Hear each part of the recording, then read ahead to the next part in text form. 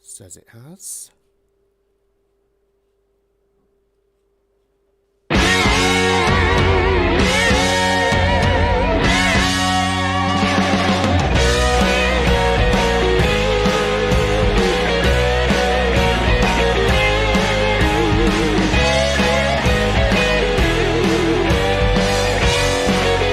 Stop talking about it and do something! Suck my dick, Earth, with that bullshit. Really? It's like a gentle hate. Do we have another benevolent star here? Good afternoon. Good afternoon. Are you benevolent? Is your friend benevolent? My name is Logan Paul, and I think I'm coming out of the flat earth closet. This is so fucking depressing. I can't be a flat earth person. You can't have it both ways. You can't have a flat earth and things making sense. Good evening, YouTube, and welcome to Gem's Flat Earth Sunday Roast. We're back once again with the show they don't want you to see. In tonight's show, we bring you the very best from the last week in Conspiritardia, including people who turn out to be actors, actors who turn out not to be people, plus stand by to break out the Vaseline because you're about to be probed by aliens. All this and more to come in the next 2 hours, so stick around. I am your host, Gem, and joining me this evening, as always, are just some of the cool kids from the Debate Flat Earth and More Discord server. They are Ortissimo, Kosho, Smartass, and Verbal. Welcome, gentlemen. Look at that, just as the music finished. Love the energy, Jim. Love the energy. Also, I don't think they can see anything on the YouTube side yet. Oh, they can. Oh, I haven't mixed two else, have I? Hold on. I always forget this one. Here we are. There we are, look. You can see us now. Or in 20 seconds, you will. How's it been for you, then, this week, gentlemen? Verbal, you've had a tough one, I hear. It's been very busy, yes. What have you been up to? Well, you know that the coronavirus is top story here in America. Deaths are going up in Ohio. Hospitalizations are going up in Ohio. Everything is going in the wrong direction. Right. Do you need me to head over there? Yeah, if you could come over here and take some people with you to Texas. Tony V joined us momentarily there for a second and we lost him again. What a shame. Maybe he'll be back. Hopefully he will. Probably we won't be able to hear him if he makes it. But we'll remain hopeful. Kosho, what have you been up to? You know me, same old, same old. I do gotta say though, Curved, if you're out there, come on in, man. We miss you.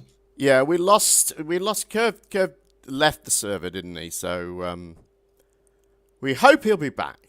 I very much hope he'll be back. I did try to message him, but I've never actually friended him, believe it or not. He does not accept friend invites, actually. Doesn't he? Well, I know I've often left them on mine because I don't. It took me about 6 months to actually notice that was there. And by then, I'd offended about a dozen people by not accepting their friend requests. We've also got Ortissimo, also known as... What's your name again, Ortissimo? Is it Paul? Gary. Oh, I thought it was... Something like that. It's not Paul. All right, it's Gary. It's not Scott? No, it's not Scott. And Smartass has suddenly changed his name to Shadow. He's more mysterious now. Welcome, Shadow. Hi. All right. Shall we get on with it? Sure. I think we should. Where's it gone? Kicking off tonight are a couple of newbie flatties. At least I haven't come across them before. First, with a new variation on an old argument, is Flat Out Truth Terry R. Eicher, even. Something like that. Take a look. Good evening, everyone. Question of the day. If gravity is strong enough to hold all the ocean water in the world to it. Why it's spinning 1,000 miles an hour east? Why isn't it strong enough to hold the waves of the ocean to it? Check out this video I've put together for you. Okay, the first thing I want you to pay attention to is the pattern of the waves and the movement of the water from the cameras of these ships. Now here we have a lagoon in Disneyland. Pay attention to the water patterns and the waves. They're identical to the water patterns and the waves of the ocean.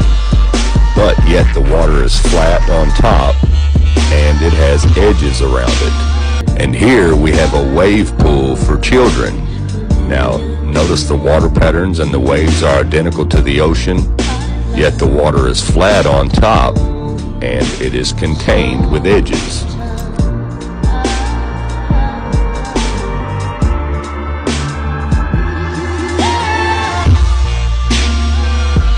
Now, what do all the videos have in common that we just watched? They all have a flat surface of water on top, and they all have an edge that surrounds them. All the bodies of water that we just looked at have an edge that surround them, making them contained, which is the only way possible for the waves to come in and go back out.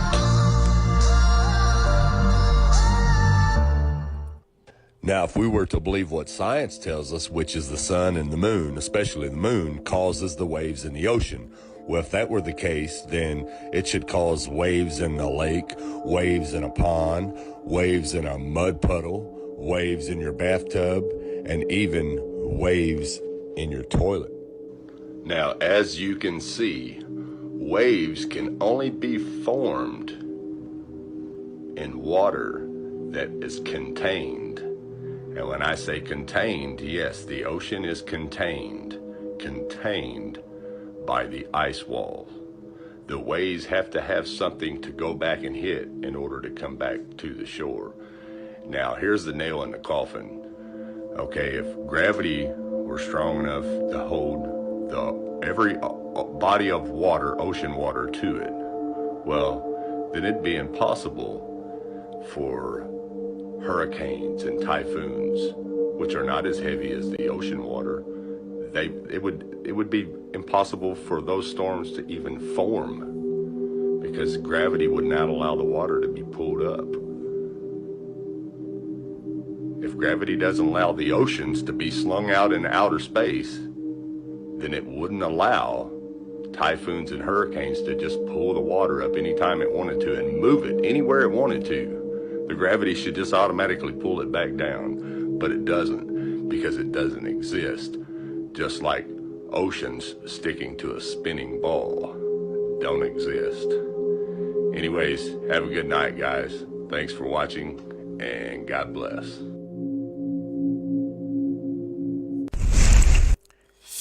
Well, he seems like sort of a bit of a creepy fucker, really, I think. Well, he sounds like a Texas man, but he flirts. He flirts like a Floridian, looks like. I actually thought it might be a young curved, staying on the curved theme for a moment. In terms of curve trolling us right now. So, you can't have waves without a container. That's a bit of a new one. What do you think to that? Can I respond to this? Yeah, but don't get too technical. We're not a debunking show. No, not too technical, but water is not flat. It's actually a sphere. It just looks flat because gravity pushes all the ocean down. I think that's too technical. Yeah. You can correct me on that. You know what I'm trying to say. Evidence is the toilet. Yeah, the toilet. Yeah, there should be waves in the toilet, apparently. Any thoughts, Gary? Well, the toilet way is certainly setting me back. I think he's looking for things he's just not going to find. Maybe we can get one of the flat earthers to investigate their toilet and measure the waves in the toilet. Anyway, stupid video got me a copyright strike. Oh, wow. Already? Kate, wow. yeah, Kate it said we've detected copyright music in your video, but Oh, then it went away again, so I don't know. That was the only thing about that video that seemed kind of refreshing was that music. It's not really flat Earth music. I kind of liked it a little bit. Right, But, it was quite cool, wasn't it? Yeah. Yeah, but his arguments are very. I mean, just I couldn't help but think about little kids, because there's like little kids, like Right. at the wave pool world and the wave pool and all that stuff. It's like it really is kind of the idea a kid would have. Yeah, it is, isn't it? Yeah. I'm not sure what gave him that idea, but I guess it was from being at one of the wave pools. But waves can be caused by other things than just being at a wave pool. Yeah. Have you come across him before? His channel's called Flat Out Truth Terry R. Eicher. Eicher. Eicher. Is that how you say that? No, but there was I wonder if this is the same guy that I saw Cyman Dan the other day. Cyman Dan, he had a guy on that was talking about the inverse square law, the luminosity of the moon. And the guy, it sounded like it was Hank, like the Hank that comes in the server, but his name was Terry something. So I wonder if that's the same guy. Yeah, could be. All right, let's have another one. As we all know, flat Earth models are rarer than rocking horse shit, so it's always interesting to see a new one. Here is Esoteric Self with his take on the matter, which, as usual, for the second video, I didn't bother to queue up. But it's coming right now. All right. Hyperborea, Isaac Newton's experiment, the Northern Lights, flat Earth, explained thoroughly explained. The more I study, the more I sun gaze, the more I am seeing exactly what the hell's going on in this place. And I know exactly what the fuck's going on in this place. All right. Off the villa of Norway sits a solitary candle in the center of it all, David Bowie. He tells you that he's a black star, because underneath here, creating polarity between the two suns, is a black sun that sits underneath the Northern Lights. With these two things going on, without this sitting in the perpetual twilight and this sun in perpetual motion, there is no astral jet shooting out. That creates a conflection between these two planes of existence. Now, the stars and the sun is all part of what they call the holographic universe, because these stars are being projected down from the celestial waters and the chain of command of the crown, which sits up the most high above us. But in the center, you will see a giant ice cap, and they want you to believe that it's froze over and there's nothing that nobody can do and that nobody should ever go there. That is an illusion. That's bullshit. I made that based off of the original flat earth map that I saw, that I thought was the answer, but this is actually tropical all around here. Now, the cold fronts and everything they do is something that they're doing, manipulating it. So once you get across near Norway, and you get near the edge of the north part of Canada and all that, it gets super cold. Getting Russia, it's fucking freezing, right? That's them manipulating the weather, because otherwise, if you could just go there, you'd be like, wait a minute, it's getting hotter. The Aurora Borealis spews out, and it is hot as fuck. It is a tropical fucking paradise over there. And that is also known as Hyperborea. These 4 islands come around, or to be considered the pie. And this is the giant tree stump, which is Rupus nigra, or the tree of heaven.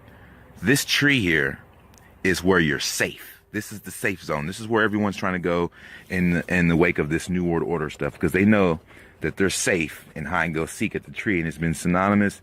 Your whole life, you've heard this your whole life. You're safe at the tree. That's where you're safe at. That's why everyone's like, dude, Rupert Negro, let's go. Let's go now. And then on the surface of this electromagnetic, living, ever-healing dome, living silica, you have on the surface which are the fiery fixed stars.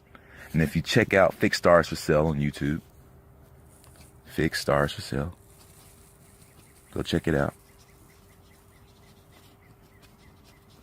You'll see that there's these long-headed Twinkie ding-dong looking stars that they fix to the surface. And it operates on a Lenz's law fashion.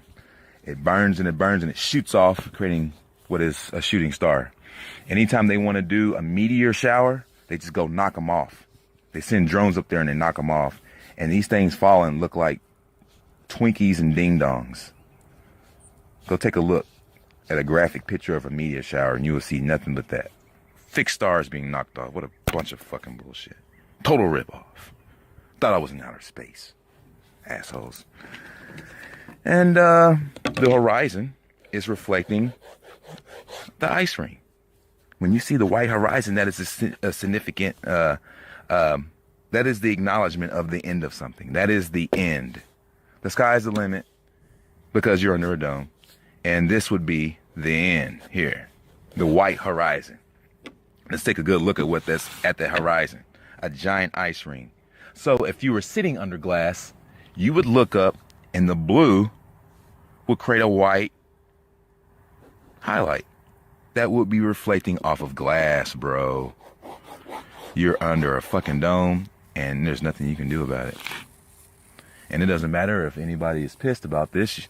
Go ahead and give me some scientific reasonings that explain why you're still in outer space. And I will listen to you, and I will turn around and tell you why none of that shit's true, and then I will give you more logic to understand that sound like stereo instructions that will tell you why you were incorrect, and you will know you're incorrect. And before you get an opportunity to, what was that? This is just a typical norm. Typically, a shill or a debunker or a debater will come show up, and in the end, they walk off looking like a fool. And they have nothing to say other than the fact that they will not acknowledge that everything that they can see here is obviously what's happening. They will not acknowledge it. They will just go off in their cognitive dissonating world. Back to sleep. That's where they want to be. That's where they're going to stay. You have to understand that the Bible hides truth and lies in at the same time, and you're going to have to let the dead bury the dead. These people are declared dead by U.S. law, and all of this out here is U.S. territory for U.S. citizens to follow the rules and the treaty. Okay? This is all U.S. out here, or UN, or whatever. And they're all just a giant corporation lying to everybody. Yes, US, UN, it's all just a giant corporation lying to everyone. And the Same other, thing, right? The other takeaway I got from that was you're always safe at the tree. We've been hearing this all our lives, apparently. Yeah, all my life, man. Ever since I was a little boy. Tree.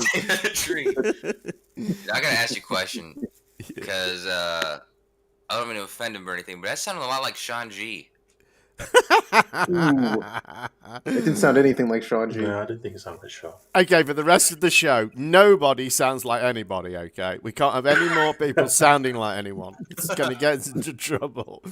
Maybe it's just my ears, man.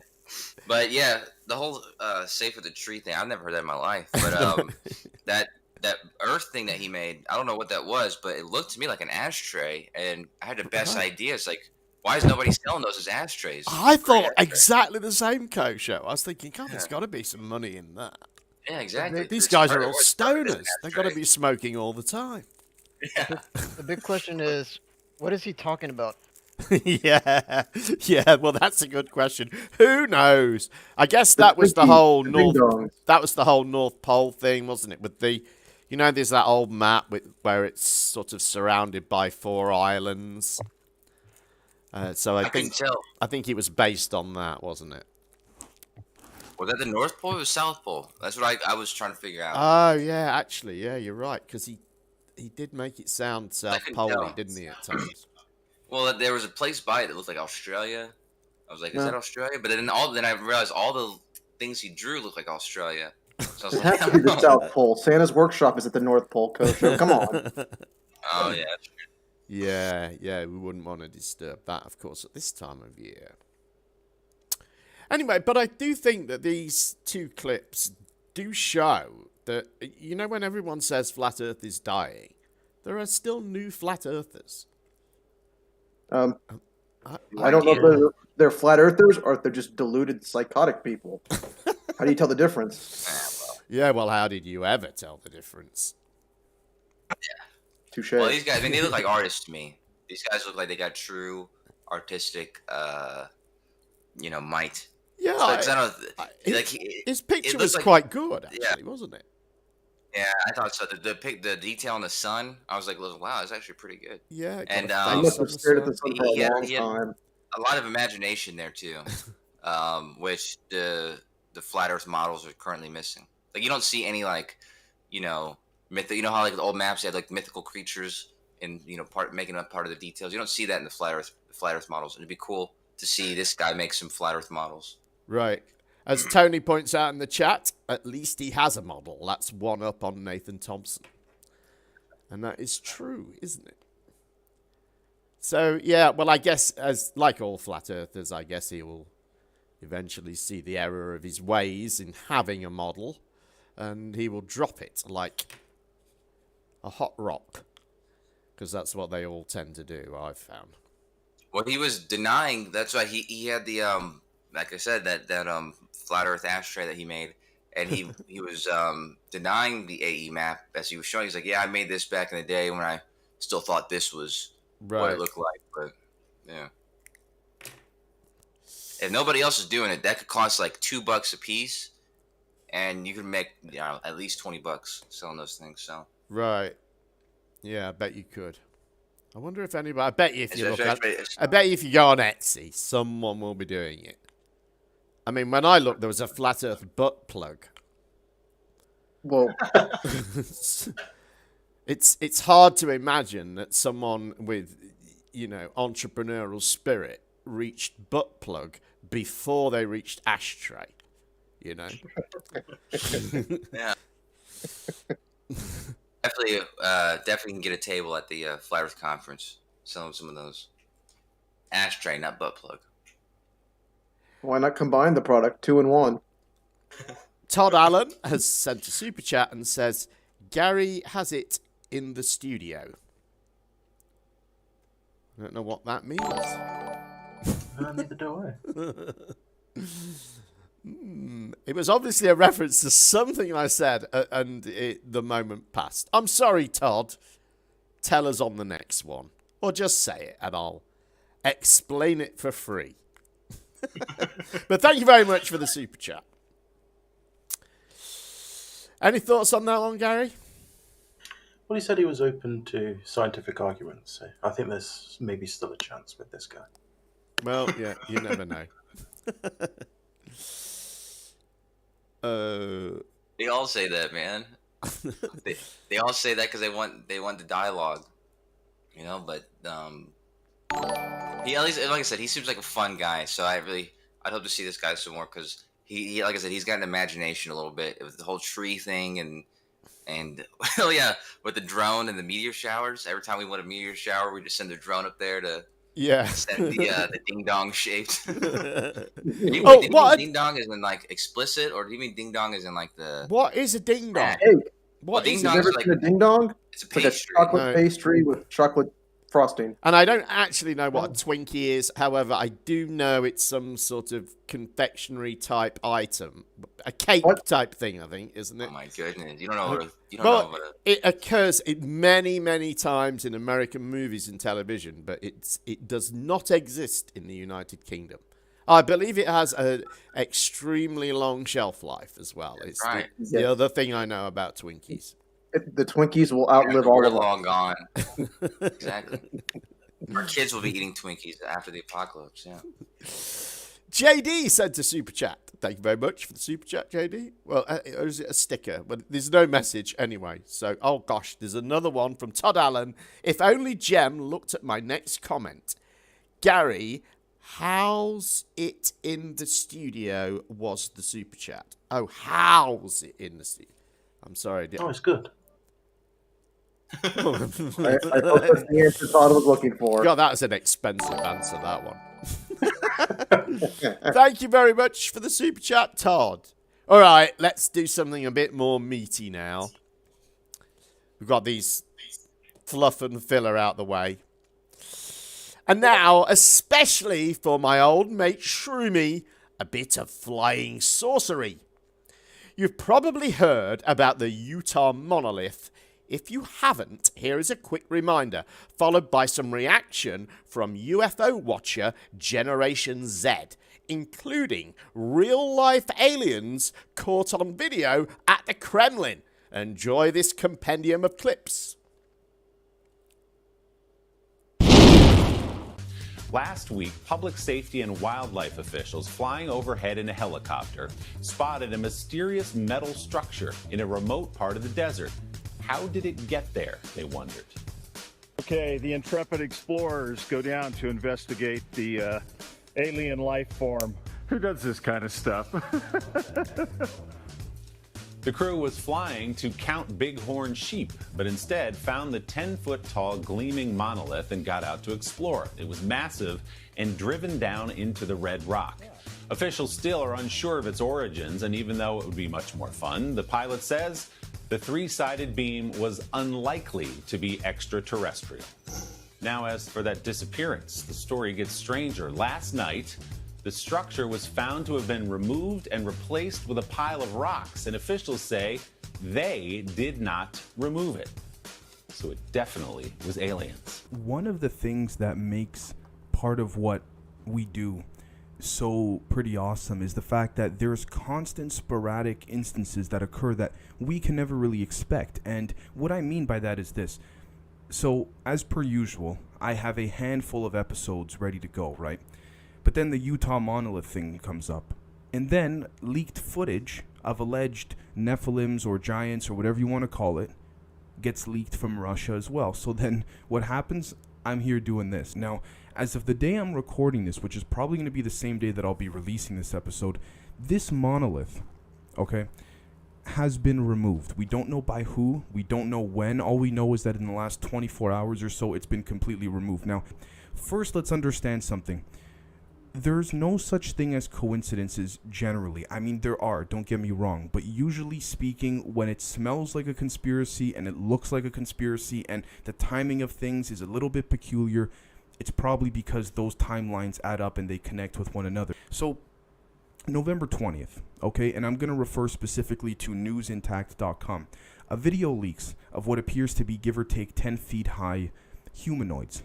Now, obviously, I wouldn't honestly bet that they were part of some type of experimentation. More than likely, I would say extraterrestrials. Now, no one as of yet has been able to debunk this video. And it's interesting because it's two women, well, it seems to be like two female humanoids, about 10 feet tall. And if you look closely, they're actually floating above the ground, so to speak, maybe about a foot, maybe even a little bit less, floating off the ground. Now, that's interesting. I don't know what to make of that specifically, but here's the thing. Around the same time that these Nephilims, humanoids, giants, whatever you want to call it, the same time this video leaked, just a handful of days later, the Utah monolith comes out of nowhere. Now, I'm not trying to make a connection where there is none, but again, we have to observe and we have to consider all the possibilities. According to newsintact.com, and I quote, "What you will see is the Kremlin's back entrance when the internal security lieutenant asked two strangely dressed women reaching up to 10 feet high. At first, he thought they were wearing some kind of leg extensions. But as you can see, there is no leg extensions present, just 5-inch tall shoes. Everybody else was thinking they are wearing leg extensions under the dresses, but Lieutenant had a genuine shock when he saw no extensions. Then FSB colonel approached him and said that they have full clearance to enter the Kremlin and no further security checks are necessary. The lieutenant said they were even moving strangely, semi-floating in the air, and said that there is no human can reach that height over 3 meters or 10 feet tall, or to move like they did. Lieutenant thinks they were out of this world Nephilim or Nordic aliens out of this planet, and he will remember the encounter for the rest of his life. Here's the thing. The lieutenant, and I'm not going to give his name out, but trust me when I tell you, the lieutenant has been silenced. No one's heard from him in days, since November 20th, believe it or not. Fine, maybe something didn't happen to him, maybe something did. I don't want to extrapolate into things that I can't support substantially. With that being said, allegedly there was a transcript that leaked that had these two beings discussing a particular monolith that was a sort of guide for them when they came to visit this planet. Now, that's when we cross over into this monolith. Now, they call it I guess if we were to translate it into English, a sort of pyramid, a pyramid structure, rather. These structures, believe it or not, act as a form of navigation for when multiple different beings come to this planet. That is why, one of the many reasons why there were so many pyramids built around the world during the ancient times, this monolith was actually acting as one, I guess you could say, as a form of a GPS for these UFOs. Now, according to local Utah officers and many other people, the government, the federal government, under a dummy company, allegedly started buying up the land surrounding this in the last handful of hours, believe it or not. So, this gentleman posted a video on Instagram of him investigating what was underneath this structure. Now, the only thing remaining is a small pyramid on top made of the same material that seemed to be composed of that beam that was just there, that monolith. He lifts it up. It's very light material, feels aluminum. But after he lifted it up, there's a certain part where you can actually see, no word of a lie, you can see that it is part of some massive big structure underneath. Now, I don't want to conclude that it is some type of ship or some type of whatever. All I'm saying is that the answer may be simpler than we think. And here's what I honestly think. This is a perfect site for an underground military base. This could be a beam that is holding up one of the rail systems of their Mach 2 magneto-leviton trains. This could be a beam, again, that's holding up one of the core foundational aspects of the actual base itself underneath. I mean, it's in the middle of nowhere. But the fact that the government started using dummy companies to buy up land all around it and then refuses to comment on it says something. It tells you something. And there you have it. Wit tells us, with irony, I believe, I'm convinced. While Harold tells us he has the weirdest boner right now. Well, I mean, that makes one of us. But, I was searching for these purple ladies because normally there's some kind of explanation. Coach, you don't see color, right, when it comes to women? Well, you know that, VD. You know that. But even still, I do see height because I am not the tallest man. Shall I blow the gaff on this one for you then? Because I did. Go ahead. Maybe you know more than I. You know more than I do. They are the world's tallest sisters. They're called, I think, is it the TTguy or Kivchenko sisters? And they were actually there at the in the backstage area of the Moscow State Circus, which is a very famous circus. And that report was actually about the fact that the Moscow State Circus is now a no animals circus. And they showed some acrobats and stuff, and they showed them as part of it as well. And so you're saying they're basically carnies? Yeah, yeah. There's a little interview with them, but it was all in Russian, and there was no subtitles, so it was no good to me. But that's who they are, I'm afraid. But it's interesting, isn't it, how this guy got hold of that clip and just... what do you reckon? Is he an actor? I think he's an actor. The guy, you talking about the dude doing the show? Yeah. No, I mean, he could be convinced by whatever. I mean, there's people in our server who are very much like, it's one thing. The flat Earth is one thing, but UFOs and aliens, there's a wider majority of, or a wider group of people who believe that kind of stuff. I'd say a good 20% or more people who genuinely believe that stuff is real. So, I mean, I don't even rule it out, right? Because I don't rule it out because I really like the idea of it. It's always been you know, UFOs and aliens has always been, even when I was a kid, it was a thing I thought was cool, you know. So that's, I think, really why I don't rule it out, if I'm honest. Yeah, But do you think there are more people that believe in aliens than flat Earth? Yeah, dude. God, yeah, definitely. What are you talking about? Of course, man. I don't know. I never actually thought of Okay, that. like flat Earth, like you put it at what, less than 1%, less than a fraction of a percent. You can put the people who believe in aliens at well over 5%. No, well over 15-20%, man. Jose says he doesn't believe that up with some data. Jose says that he doesn't believe me.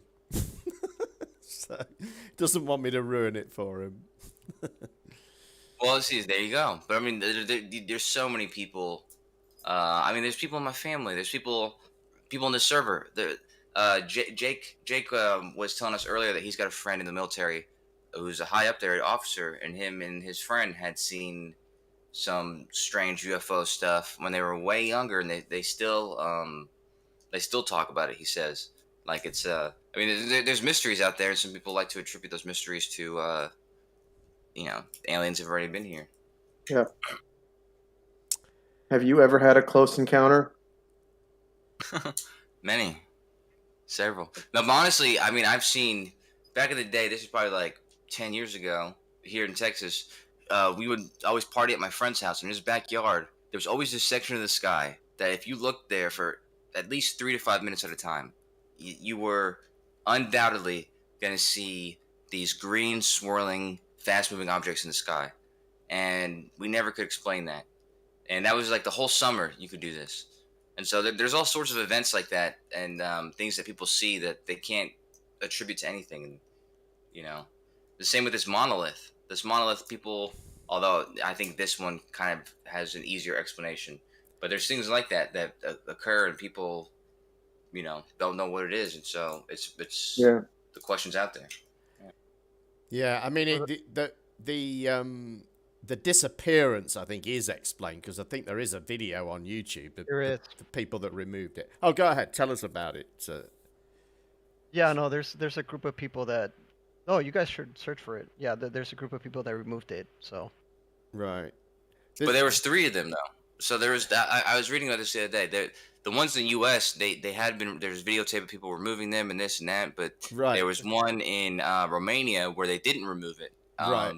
Because they thought it was like a nice. And another one somewhere else now. I can't remember where the other one was. I think one was in California and one was in Utah, I think. But there is actual footage of them removing it. Well, maybe they don't like pull it up, but they carry the monolith.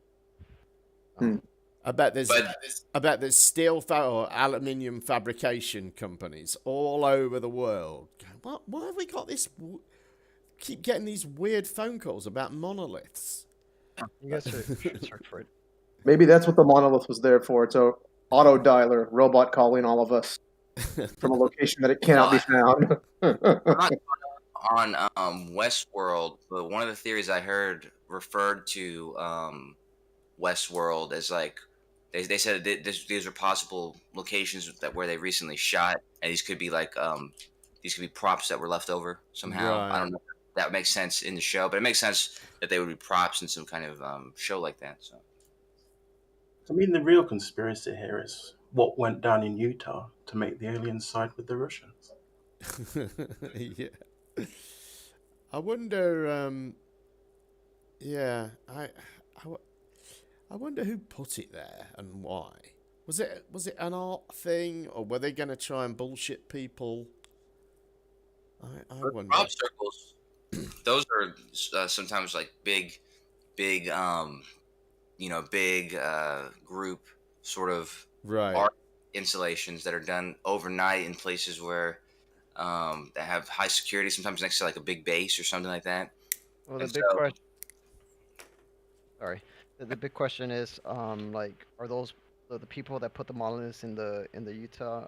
Are they the same people that put in different parts of the Earth? Like, right. Are they the same people? That's a question. Well, yeah, or at least attached to the same people, or in communication with the same people, something like that. I mean, they could be.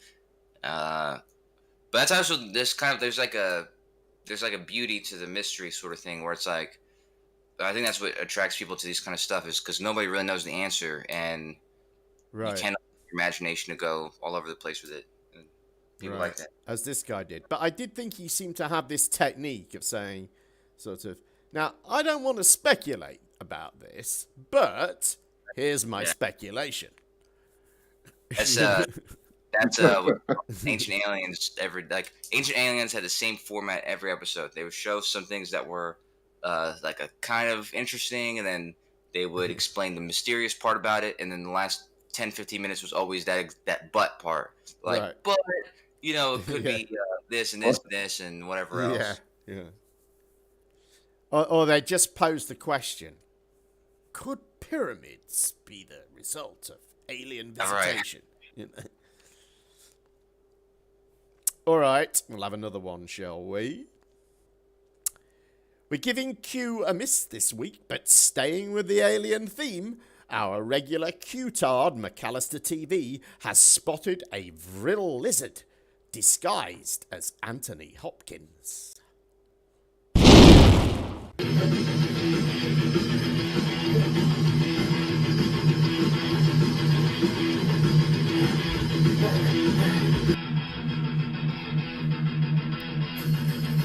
Okay, that's Anthony Hopkins, okay? And I rest my case against lizards, especially the vril lizards. I think he's been droned. And you know what that means? That means he's been vrilled. You know what those vril lizards are, don't you? Well, there's quite a bit of evidence that these vril lizards exist, and I would call this maybe Exhibit A. So anyway, he's got the messed up eye right there. I'm going to play this again so that you can get the full impact of it. Now, they say, before I play this, there's his messed up eye. Something's wrong with this guy. They say that these lizards, these little lizards, these vril lizards, and I say this all the time, I want to make sure everybody knows about these things because I think they're real. They're little lizards about 3 feet tall, 2 or 3 feet tall. And for a long time, they kept them hidden in Tibet because they have a thing that comes out of their forehead. It's called a proboscis. It's directly connected to their spine. And the essence of the animal is like a worm. It's be the same sort of idea as how there's a conch shell and then there's a conch inside, and the conch doesn't look anything like the shell. It's just like a worm thing. Same principle. They have this body that they're able to move about, but the actual creature lives inside the spine. And this proboscis gives it the chance to parasite off another being. It could be an animal or a human or what. But they can only do it once. Once they shoot the worm or whatever it is, the thing, into another person or a creature. Once they use that proboscis, that's it. The lizard body is dead. And the worm goes in through the eye, and it does it through smell and through taste. It goes in through the eye, wraps itself around the optic nerve, and tastes its way to the spinal column, where it begins to infiltrate and spread its cell growth throughout the person. And in about, I don't know how long it takes, but I would say a day maybe or two or something, hours at least, the person is dead and the lizard is occupying the body, but the lizard doesn't know really how to use the body. Now, here's the thing about the Illuminati. They like to keep these things as pets. They have historically throughout the ages. And they like to keep them as pets. They use them to terrorize children with and get the adrenochrome. Plus, they like to put children in a ring to fight with these things and stuff. This is fun for them. This is what all the MKL Ultra victims are coming out and saying, that they had to do this. It's part of it. They have to go in and fight these little things. And they bite and they sting and they have all kinds of, But there's a ceremony around the proboscis. They strap somebody down. The person has to be still. They have to be strapped down. And then they move. The lizard goes up and gets in position. It goes into the eye, and it wraps itself around and goes into the spine. And then the lizard recovers. I think they said a couple of months. It's in bed. It gets up. They retrain it. They have to train the lizard to work the body. And they like to sing. They like to dance. They're about as smart as chimpanzees. You can train them just like a dog, or more like an ape or something. And they get them to sing and dance. They like to show off, and they like to mimic people. And they use them. This is what the MK Ultra victims are saying. They use them because they like to mimic. Also, they split. I guess they somehow are able to be demonically possessed as well, these little lizards. But they don't live very long. Their bodies deteriorate rapidly once they're droned. And the person is dead after that. And it's not the person anymore. There's a lizard in there. So let's have another look at this, huh?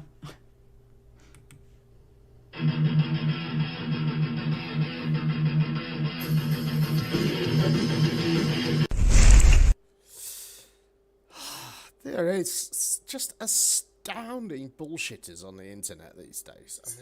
I mean, I don't know how these people dare do it.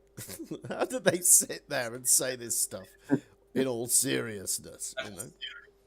I mean, how can you blame her with videos? How can you blame her?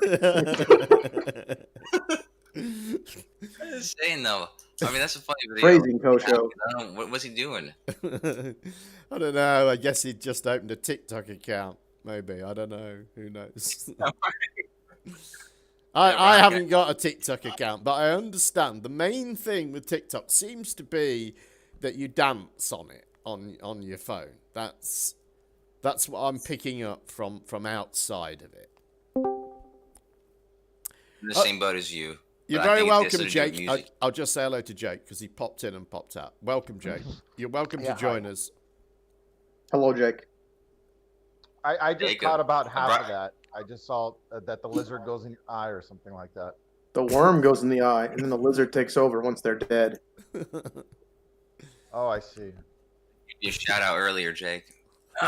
But yeah, you know, with Anthony Hopkins, you got to be careful. You feel like you got to be careful being Anthony Hopkins because of his history, his roles. Like he was Hannibal Lecter, and he was all these other roles. And you make videos like this, it almost begs for somebody like this lady to come up with some theory about it. Right. him being a lizard guy or some kind of demon. I gotta say, I don't subscribe to that theory though. But if you just see his video, you just think, ha ha ha, look at him being silly.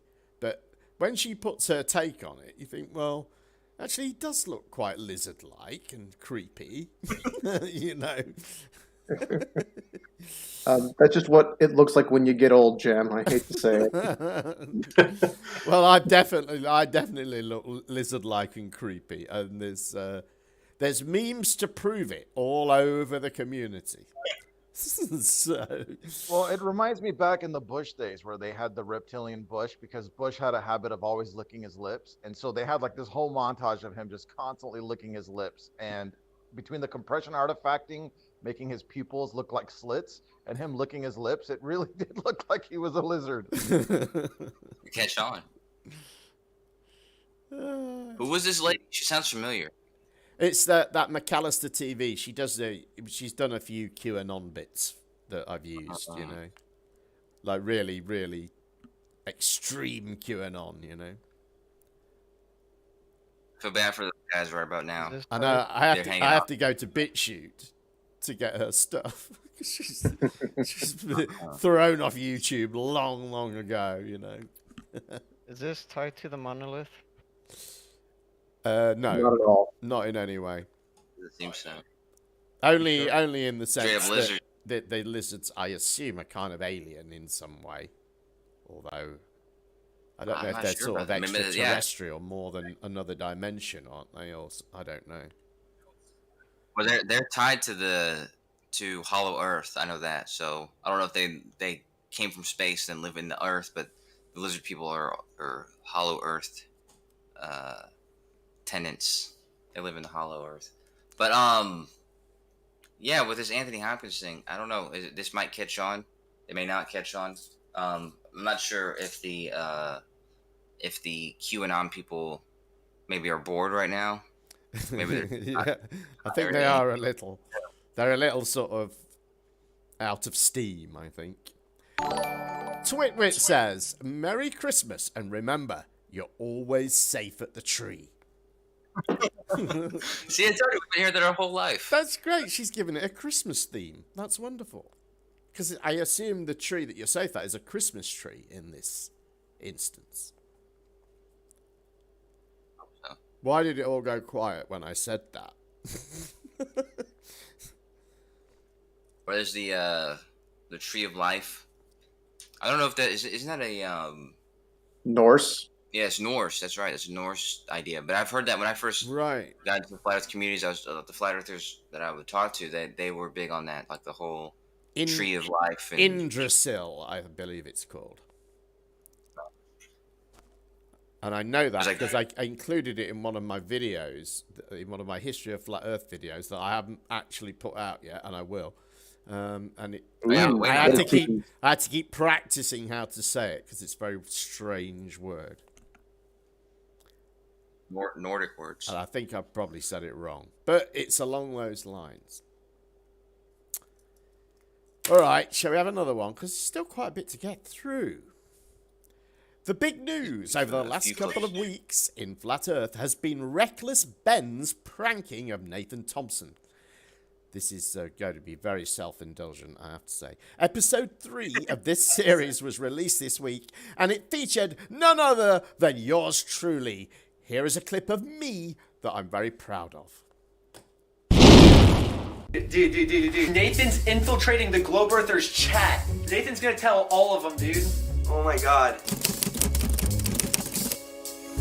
Do you guys know they're not Harvard scientists? Or do Yes. Yes. Oh, we know they're not Harvard scientists. No. And your evidence is? A whole series of videos they did taking the piss out of Scientology. And that's how you know they didn't go to Harvard. Yes, because I've seen, heard some of their background. Yeah, I heard you the first time. What was your evidence? Well, I've just told you. You just repeated yourself. Oh, that's the evidence. Don't have any more evidence. That's it. That's what I've got to go on. Well, that's pretty circular. Well, what have you got? Two guys dressed as ducks who you think are scientists. Let's think. Which of these two groups of people is most likely to be dressed like a duck in a YouTube video? Harvard scientists or professional YouTube trolls? Take your pick, Nathan. It's a multiple choice question, and you've got a 50% chance of getting it right. Will Nathan Thompson believe everyone telling him this is a prank? Or is he going to deny all evidence presented to him and stay true to his own beliefs? Find out next week on episode 4 of Travel Channel's Flat Earth. Oh yeah.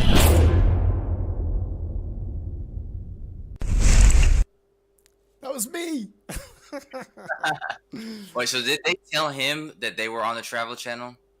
Is that what they told him? Yeah, I think that's the story they've told. Yeah. They had the perfect storm of somebody being gullible because they were a little like narcissistic in a way, because the fact that they centered it around him and the flat Earth, and he kind of hedged his bet on the fact that this would be some flat Earth proof. They totally kind of hook, line, and sinkered him, which is a good thing. I mean, it's definitely some comedy. So. Yeah, I was kind of surprised by this episode because they've been sort of very gentle with him up till this one, and I thought, in the previous two, he kind of looked in control and they kind of looked, out of it, and whereas in this one they sort of laid into him a bit, I think. And yeah, do you think that they changed the format maybe? Because I noticed that too, that in the first two shows, which I thought the second one was the last one, they made it seem like it was over, kind of, which is weird because I knew there was more footage, but they made it seem like they weren't open about the fact that they were tricking him, and then they made it blatantly obvious in this video that they were indeed pranking him. Right. Did it actually a few times. Yeah, it's a slightly different tone, isn't it? It's interesting to see. It breaks the narrative that, from when they went on that other guy's show, when they were saying, "Oh, this wasn't meant to be a hit piece on you, Nathan. This was just meant to, present what it's like to be a flat earther." Well, now it's coming out. Well, this is totally a hit piece because it's trying to make you look like a complete imbecile. So it's a very different narrative than what they were saying originally. Was the purpose of their whole thing. I wonder if they took some of the feedback from the first two shows and that influenced them to do this. Like maybe they were. Well, when they did the interview, I got the impression that they had already done all the episodes. Because they're like, "Oh, that's an episode 3. That's an episode." You know what I mean? Right. Like it seemed like they had already completed the production aspect of it. So I don't know. It's interesting. I mean, it's been a great series so far. I've really enjoyed it. It's made me laugh. I just can't. I always wondered this too. Can't get over the fact I was in it. Yeah, they perfectly framed. Like there's no better light to have you in than making him look like a jackass and what he did. Because it's kind of like the obvious questions that everybody would have asked him, which is like, how can you not tell that these guys are not Harvard students and they're obviously YouTube pranksters or whatever. I must read this out. It's from Twitter. It says, "Happy Hanukkah, and remember, Jesus sees you when you're sleeping, even if you don't acknowledge him." Happy Hanukkah. I think that was directed to Kosho. Thank you very much for the super chat, Twitwit. Much appreciated.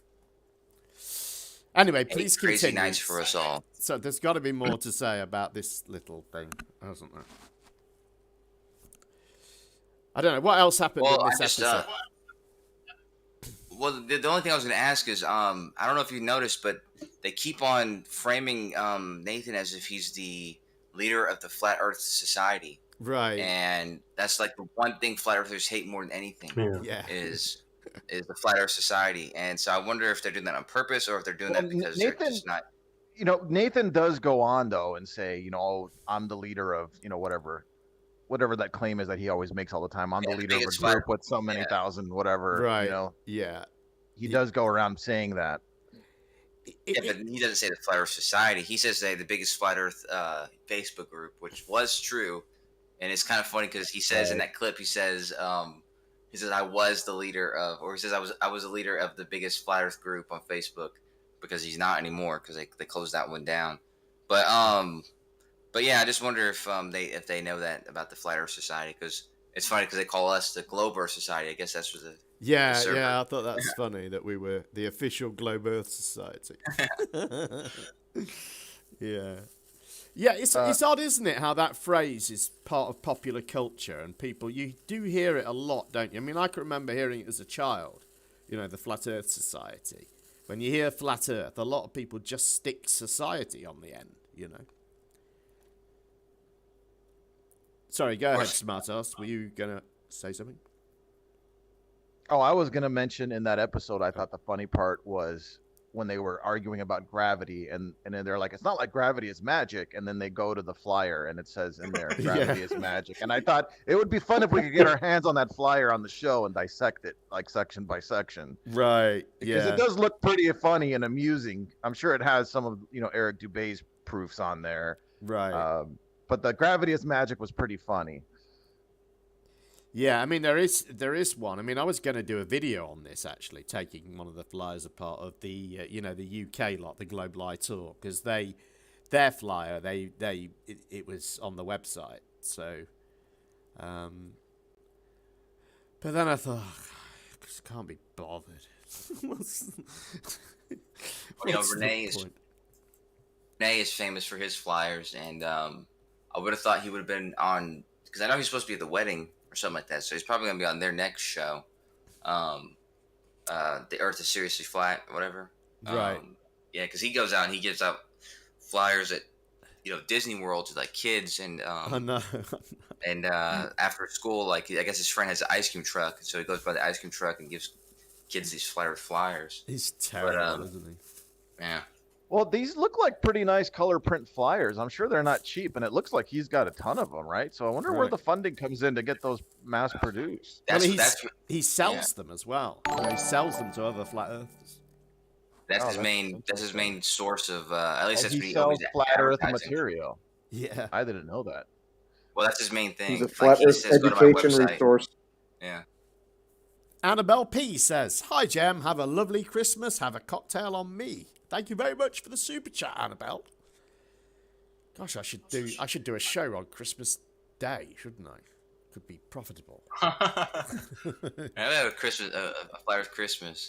No, but wasn't it Nathan? Wasn't it on your show, Jem? You had a clip where it was an advertisement for Nathan's website.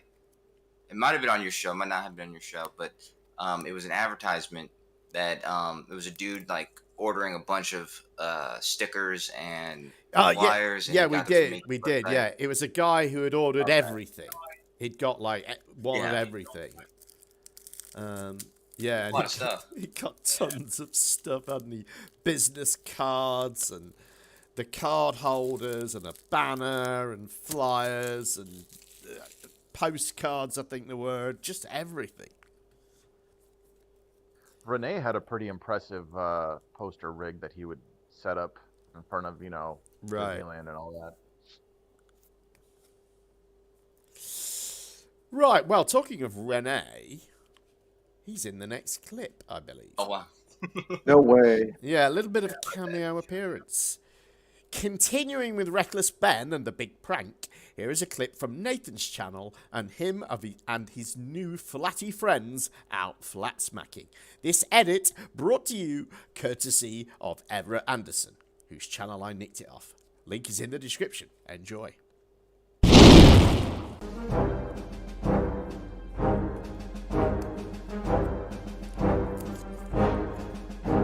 Crybaby globeheads skating around in circles.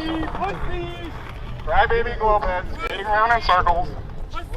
Screaming obscenities. You're just gonna let him yell at you guys like that? You're from Harvard. You're just gonna let him do that? This guy just fell on his ass. This guy fell on his ass. You're just gonna let this guy yell at you like that? You're from Harvard. And he has a globe on his shirt. What a goofball. Dude, people at Venice are crazy. Wow. Okay, so I don't care that was pretty good. I feel like you handled that very well. I hope you guys took notes. I did take notes. Okay. Let's go eat, guys. Let's get some food. Light comes from the firmament. All ancient civilizations knew the earth was flat. He ain't lying. Oh, okay, boss. No problem. We'll keep it moving. No problem. You know space is space, though. Large bodies of water do not curve. Please don't make him angry. Okay, poor baby. Please don't make him angry. Oh, God. Just go. No problem. Don't make my friend angry, please. I love you guys. And it's not my fault you're triggered. This is America. This is America. It's a free country. Go cry in North Korea. I don't care. Maybe you should go yell Large at him. bodies of water do not curve. You should go yell at him. I don't need a bullhorn, crybaby. Hey, 18th down. Yeah. Right on, dude. Have a good one. This shoreline over here, bro. You don't want to play with these boys. You know what I mean? Feel? Just walk around the bullhorn talking bullshit. You guys are totally cool to have an open discussion and, express that right to your expressions, okay? We do have an area in the park, okay? For that to be done. Is that not here? It's not here. What do you mean? So talk to me. So These guys we were just hired by these guys. What's going on? He's in Michael. charge. Yeah, sorry. So My name's these Art. guys are. I flew them out here. They're from Harvard. I'm the director of what You we're guys filming. doing We're filming a video. Yeah. Okay. Yeah, but so what's going on? No. So I'll approach it from that side too. If you guys are going to be doing any type of shooting or anything like that, you actually need a permit within the park. Okay. I can't issue you that permit because it's usually done 30 days beforehand. Okay, so that's got to be issued through our permits department off of Irvine. So you guys are free to do anything like that. It's just got to be planned beforehand. Okay. So for the filming, if you guys are going to be filming stuff like that, you guys are absolutely free to do that. But like I said, it does require that permit, and it's got to be done 30 days in advance. If you guys don't have that permit, I can't allow you to film, okay? As far as your freedom to express whatever it is you guys want to express, you absolutely have that. But we do have a location in the park where it has to be done, okay? And that's over at the front of the park where you probably get everybody. The problem is the megaphone. It's too loud. It's not the megaphone. Well, so we can't talk about our beliefs. So my question is that the freedom of speech, continue isn't it? can we continue what we were doing if I stop filming? You can have freedom of Because speech. I'm not here with them. I'm not here with them. So you can't have freedom of speech in this part of the park? You can't amplify sound. Well, that's what I said. So the peace. problem's the megaphone. It's disturbing the peace.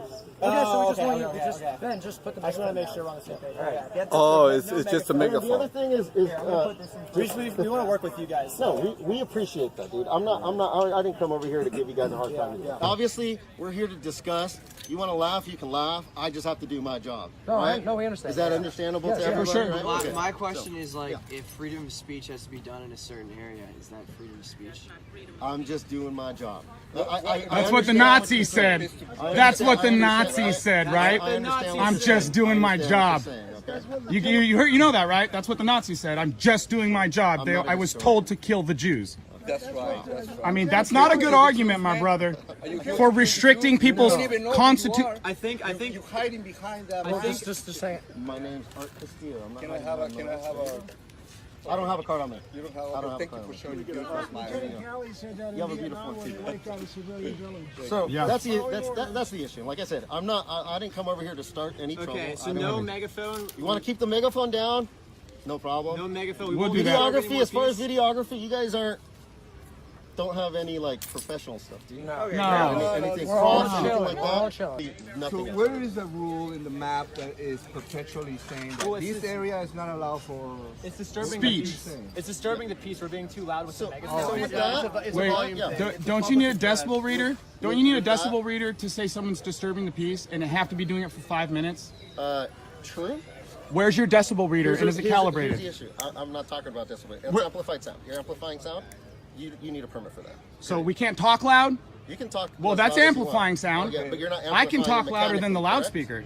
I don't even need the loudspeaker. Okay, you can yell all you want. Yeah. That's your voice, but that's amplified sound. So is yelling. Would you? I'm not arguing. I know, but you need a device to claim someone is disturbing the peace that is calibrated, and you need to be doing it for 5 minutes. So don't tell us we're disturbing the peace. Disturbing the peace. That's what you just said. That's a mechanical issue, and you're amplifying your voice. I think what he's asking is, where's the line drawn? Like, where is the line where we've crossed the line too far? You have to have a decibel reader, it has to be calibrated, and we have to be doing it for 5 minutes. That's the law for disturbing the peace. I think the reason people are complaining is, we're talking content. about flat Earth, and I think it really is triggering to a lot of people out there. We went to Venice Beach yesterday, and people were getting really mad just by us saying that there's a flat Earth. For whatever reason, when you say that we live on a flat Earth, it makes people get into angry mode. So I think that's the source of why people are complaining. All I can say is this is absolutely still America, and you guys are entitled to your. Thank you, brother. Amen. Viva Trump!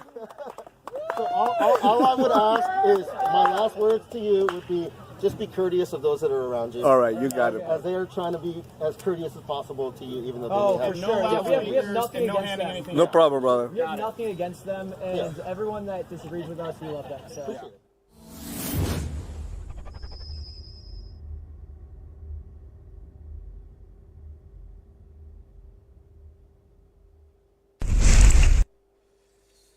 God, what a wanker that guy is. Really. That was Renee at the end. Yeah, Renee was there, wasn't he? I said he was be making a cameo appearance. Well,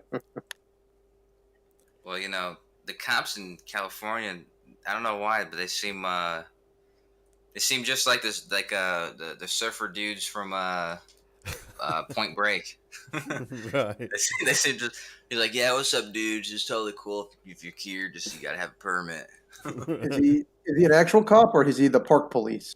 I can't tell. I think there was both there, wasn't there? I think the guy with the hat was sort of park police, I think, and Yeah, one was a park ranger, and the other looked like they were like city police. Right. Something really funny there is when he was talking about disturbing the peace, there was a guy in the background. I don't know if you heard it. He said, "It's just a megaphone." I know. As opposed to what? Yeah. How'd you like someone standing in front of your house with a megaphone? And you know, you're in a park. You know, that's where people go for peace and quiet, isn't it? So, you know, I always, you know, when you have rights. Of course, you have this right of free speech, but along with the right comes the you know, the responsibility of knowing when and when not to exercise the right, I think. Yeah, they're under the impression that their rights are limitless and can go anywhere that they go. Right. Which is ridiculous. I guess I was basically saying that. The First Amendment auditor guys would disagree with me on that, I think, because they sort of say, well, you have to not at all. You have to exercise these rights or you'll lose them, you know. No, not at all. And Panda, you're right. You have those rights of freedom of speech, but as long as you're not infringing on other people's rights, who cares? But when you're in a park, you kind of are. Right. Exactly. You got people in there, they're having picnics, you know, they're, you know, sitting on the lawn or whatever. You know, they don't need amplified sound coming through. And it was funny how Nathan tried to argue that, oh, when I speak louder, it's amplified sound. Right. Like, give me a break. So he could come up to some family that's having a little picnic and just start yelling, and they couldn't do anything. But if he starts whispering through a megaphone, they can stop him. Oh, well. And then That's he how we jumped. do it in Did America. you notice how quickly he jumped to the Nazis, right? Like calling the cops Nazis. I know, Like, I know. That was just awful, wasn't it, when he was doing that, you know? Gosh. Yeah, they want to cause their own drama. They want to play the victim game. There's a lot of it about nowadays, isn't there? There's another, I won't mention his name, but there was another flat earther YouTuber who's been uploading a lot, and you know, I watched a couple of his videos, and his whole shtick is just to fucking annoy people. You know, just to get on people's tits, but out on the street while he's, you know, recording it. I don't know. It's a bit of a thing nowadays, and I think really that's where the what drives the First Amendment guys as well. And although I enjoy their videos and I you know, I get the principles of the thing, but I don't think they'd be doing that if there wasn't YouTube and a load of people following them. I don't know. Definitely. It's always funny when they do get tased, though. Yeah, someone should make a compilation of that. Maybe there is one of, you know, First Amendment auditors getting tased and stuff. There is a lot of those compilation videos that show them, but they're longer videos, but yeah, it shows them just getting owned. Yeah. Well, like crying. And... A lot of them, though, they are technically in the right in some of these circumstances, and then they get a big payout from it, which is, I think, a big motivator as well. Right. What do you mean? After the video's been made, Yeah. they actually... I don't think they get a big payout. Well, Like, what they not, do, it's not millions of dollars. What they do is they sue them for, you know, the cops violating or whatever rights. The rights. Sometimes they are technically correct, and then they end up settling. But it's still funny. Most of the videos that I've seen, they're not. If the cops were really violating your rights, they would break your window for no reason and drag you out of your car. They can't do that just randomly. That's the whole point, though, is that's what Jake's saying, that they went ahead and did that stuff, but were not in the right, and ended up getting... right. I've seen one or two where they've had payouts from it. That's actually, like... And they've shown the documents and all that, you know, so... I agree with the sentiment, but, you know, as a gentleman of color, you could say, I don't provoke the police like that, so there's a reason for that. No, it all depends. Because I agree with the fact that they do go beyond their authority a lot of times, but I don't go ahead and test that, you know. Yeah, but so do the mods in the chat of Gem's server. So tick for tat. It also depends on the location too. The location is a huge factor of this. There was I live on a road where there's a bookmakers on each corner of the street, and recently one of them I guess was robbed. I don't know what happened, but there was suddenly a lot of police activity at this place, and there was a police car parked right outside where it's not allowed to park. It's on a main road and it can't park there, but it's responding to an emergency, so fair enough. Anyway, sort of later on, I'd seen this go on, and I was it came in, I was in for a couple of hours, and I had to go out again, and I went out, and the police, by then, had parked on the other side of the road, right next to a bus stop, meaning anyone who's trying to get on the bus, they were basically blocking one lane of the two-lane road, which meant that anyone who's trying to get on the bus has now got to walk out into the road and get on the bus in the road. And our buses they lower to the level of the pavement, so a disabled person can just roll on. Well, when there's places where they can't do that, the driver has to get out of the cab, he has to drop this ramp thing, unfold it, let the person on, fold it back up, get back in the cab. All takes time. All this time, the bus is blocking the road completely because the police cars are in one lane, the bus has to be in the other. Anyway, so police had put 2 police cars in this lane. I know I'm rambling a bit, but so I saw this and I was just incensed by it. And there was a police woman stood outside the bookies, and I shouted to her, I said, "That's nice parking," and she just ignored me. So as I got closer, I went, "Nice parking?" And she went, "All right, Mr. Parking Attendant." And I just left it at that. I was so tempted to I hadn't got my phone on me. I was so tempted to just, get my phone and start taking photographs and get the video going and stick it on YouTube and on Facebook and do it, all the things that people do. Because it was just, ridiculous. They weren't responding to an emergency. They'd turned up later, I guess, to collect statements because there were people in, a lot of customers in the bookies. It became a several person job, I imagine. So, they could have, and there's loads of parking, loads of places they could park, very, within 20 seconds walk of there, but they, just so annoying because it sends out such a bad message as well, I think. It says, we don't have to obey the law. You guys do, but we don't. Or at least be polite. Right. Basically calling you a tattletale. Yeah, well, yeah. Rupert Towell says, Jem did a Karen. Well, I don't think I did. I just, I didn't make a big fuss, but I did think they should have been, it was very, very inconsiderate parking and completely unnecessary, You do have a super chat, by the way, from Brandon. Oh, I do. Yes, sorry. From Brandon Toy, who says, think they would have stopped some BLM protesters. Yes, interesting. Well, I have to say, there's been some odd things here, where they've come down very, very hard on these, anti-lockdown protesters in London. But I've seen 2 protests. One, it's amazing they allow these to go ahead under the circumstances. One of them was against corruption in the Nigerian government and was basically, expat Nigerians protesting outside the Nigerian embassy.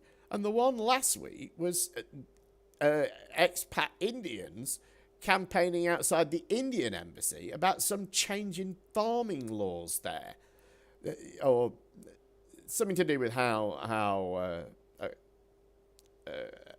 agricultural crops are purchased I can't remember what it was, but some technicality within that. And I wonder what the point is of them having. I don't know. I mean, I guess free speech, of course, but and what? If you're going to come down hard on any protest, that they seem to be a bit a bit surplus to requirements. They can't really be effectual, can they? Well, I don't mean to because I brought up Renee and not knowing that you had a clip of hers. So I don't mean to bring up something else that you might also have a clip for. But didn't you say something about UK protests happening this weekend? There were some this weekend. There was supposed to be one in my city today. To be honest, I forgot all about it because I was editing all day anyway. So I never thought to look, actually. And there were some, yeah. They all seem to go off pretty much without a hitch. I think maybe because our latest lockdown laws or regulations have just been very slightly relaxed, I think that maybe the police are taking a sort of slightly more relaxed approach to it. I don't know, or it could be that some of the sort of anti-lockdown ideas are taking hold in Parliament. MPs are, as we saw in the last show, MPs are asking questions about what's going on. So I don't know, maybe things are being handled slightly differently now. Jem, no offense, it sounds like the protesters in the UK are kind of lazy. I know that for a fact people are protesting outside the Austin Capitol 24 hours a day, every day, for something. I used to play hooky when I first started college in Austin. I had this real quick, I gotta tell you. I'd sit there in the Capitol building and watch some of the cases some of the laws they were passing, and I'm like, oh, this is weird. What are they talking about? Like cockfighting? And I would go outside afterwards, and there was an old man with a cage of chickens and roosters and a sign like he was pro cockfighting. Cockfights. And I was like, what the hell? Some weird stuff. Oh no, there are permanent protests in London, definitely. We don't have any here, but there are in London. People in Parliament Square all the time, and outside Downing Street and things like that. There are people who live there basically. What about outside Buckingham Palace? No, I don't know. You probably wouldn't get away with it outside Buckingham Palace. It's very much,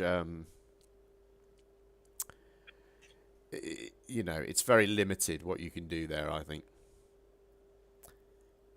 Anyway, we should probably have another video because it's been a while. Been a while, hasn't it? Yeah. So, actually, next, a very quick clip, actually, of Sleeping Warrior. It seems he's gone all religious. Werner von Braun is the German that was captured after the war and instigated into NASA as the head of director of whatever. And on his tombstone when he died in 1977, they put Psalms 19:1 on his tombstone, and that was all it said. It said Werner von Braun, 1912 to 1917, Psalms 19:1, and that biblical reference is always worth citing because bear in mind that this guy's from NASA and this guy is everything that is like anti-Christ and anti-creation. For him to have this psalm on his tombstone, it's kind of like the Confessions of the Dead. And it basically says the heavens declare the glory of God, and the firmament showeth his handiwork. So when someone said, Londerground then said about the dome is mentioned several times in the Bible, it's actually the firmament that's referenced several times in the Bible. But Werner von Braun, the head of NASA, now dead, says that the heavens declare the glory of God, and the firmament showeth his handiwork.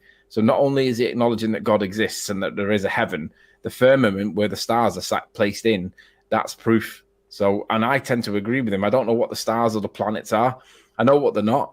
They're not gas giants existing in the vacuum of space, because you can't have gas giants existing in the vacuum of space. But if Werner von Braun says the heavens declare the glory of God, he's admitting that there's a heavens or the heavens. He's admitting the glory of God because he uses a capital G, and the firmament showeth his handiwork is proof of creation, because whatever the planets are, we know that they're not giant balls of gas. So Jupiter and Saturn are not giant gas balls. They can't be, because you can't have gas pressure in a vacuum, because it all fucks off. It would immediately explode. Yet that's what they tell us that in school is what we're living in. It's complete bunkum. I like what Marina said. She said, why is space black when the sun's there? Like, why is it all dark if the sun's out there? Like, what's going on with that? It's a good question. There's a lot of good questions. My dad always used to say to me that you shouldn't be able to poke any holes in this at all. And the fact that people can, and the fact that these questions can't be answered easily is a bit of a smoking gun in its own right, isn't it? Why is space black? None of you lot in the audience can answer that easily. Roxanne says. I don't know why space is black, but I do know that she maybe needs to put makeup on for her show. Just saying. I don't mean bitchy. Yeah, he looks like he just came inside from like the beach. He's got a goatee and the sunglasses and his like the red in the face, and he's supposed to be the sleeping warrior, and she's supposed to be really woke, but yeah, she doesn't look really woke in that lighting. So I don't know why he's taken to wearing sunglasses for these things, but he wears sunglasses now. He doesn't want you to see that his eyes are all bloodshot. Yeah, he's been partying all night. He got it off Mark Steele, I think. It seemed to be when Mark Steele, you know, Mark Steele, the 5G guy. He's stealing his look. He always wore sunglasses, But didn't he, for these hangouts and stuff. Look official, like he looks like Mark Steele, like Mr. Official, like he could be some kind of agent of some kind. Whereas Anthony Riley, he looks like he came from like a motorcycle rally or something like that, like a NASCAR, like in this with the goatee and everything. I'm not sure what's going on, but A lot of popular YouTubers do the sunglasses thing. I guess it makes them look cool or something. or used to do that. I might, yeah, I might do that. This could Have be the goatee, useful. though. I could wear my mask as well. You know, my face mask. I could wear There you that. go. Also, I don't know if anybody noticed this, but is he not at Roxanne's apartment? Didn't Roxanne's apartment used to look exactly like that, and now he's there? I think he is totally. Oh, unless maybe she's done that. Do you think she's done that? I'm wondering if he saw it on hers and then downloaded the same picture so that he could like stick it behind him so it looked like they lived together. They need a guy in the background. He totally did that. That was totally what Riley did. I'm going with that narrative that I totally just made up. But that definitely happened. God, I'm really struggling to read these fucking super chats. Why are they in such horrible colours that make it so hard to read? Todd Allen says he's wearing sunglasses because he's mental, Gem. Quite simple. He makes a good point. He's always been that kind of bachelor. Like he wants to be a bachelor so bad, and you know, I know these are kind of two different David Hasselhoffs, but there was a David Hasselhoff from Knight Rider, which he used to have as the start of his show. Like he used to have the Knight Rider with his car and everything, and then he kind of looks like David Hasselhoff. Well, no, I would say not off Baywatch because he didn't used to wear these glasses. Maybe just real life David Hasselhoff. I think is what he's going for. Yeah, maybe. Yeah, but he's very popular over here. It's David. Oh, is he? I know in Germany he is. I think he's mostly over here, isn't he? These days. I don't know. I got to see Kit from Knight Rider, I think in like February. He was here in Cleveland. Yeah. The car? Yeah. Regardless, yeah, these glasses. Anyways. Hang on. New bit to the narrative. TheTTguy says, Tony told me that he had sorted out Roxanne the same video camera as he has. It comes with the backgrounds, which is why they match. You bastard, Tony. You bastard. Mine was much better. My narrative. But there you go. Todd Allen says, did Kosho's stories put Gary to sleep? They always do. Don't laugh at that, VD. That's hilarious. Freak. But yeah, they usually do, man. Are you awake, Gary? Don't laugh at that. I'm here. No, I think his Steven Seagal phase is maybe his best phase so far. Right. Yeah. Steven Seagal phase. Yeah, he's doing this. He uploaded a video actually of him learning to ride an electric unicycle yesterday, which is What? Yeah, you know these electric unicycles. Have you seen them? Oh. It's like one. like you mean like a big wheel? It's like One wheel. Yeah, it's one wheel. They're called one wheel. It's okay, and it sits between your ankles. Really, you don't have a seat. You just stand. It's not really a unicycle. It's just one wheel on a platform that's self-balancing like a Segway. I believe they're called e-unicycles. I believe that's what they're called. Or electric unicycles. I think the brand that's really most common, or like I guess the most popular brand, is called One Wheel. Right. Well, anyway, it was him learning to ride one of those. Magical. Yeah, but those are what do you call them? The hoverboard things. A lot of people were riding those. Not the hoverboard thing though. Not the thing with two wheels. It's only got one. Right. Yeah, it's got one wheel in the center, and yeah, because Jake's right. Like the one wheel is the brand that I know of. Right. But I thought those were the same thing as the hoverboards, but I guess not. No, hoverboard is not a unicycle. I mean, the weird thing is that he borrowed it off. I can't remember the girl's name, but it's one of Roxanne's mates. That we've seen it before. That electric unicycle, haven't we? In Hyde Park when Roxanne kicked up a fuss about them using it, and Dave Murphy's got one as well. Yeah. So she's arguing with the cop about practicing riding. Yeah, because the thing is, in this country, you can't have a motorized vehicle on the road that isn't insured and registered and everything.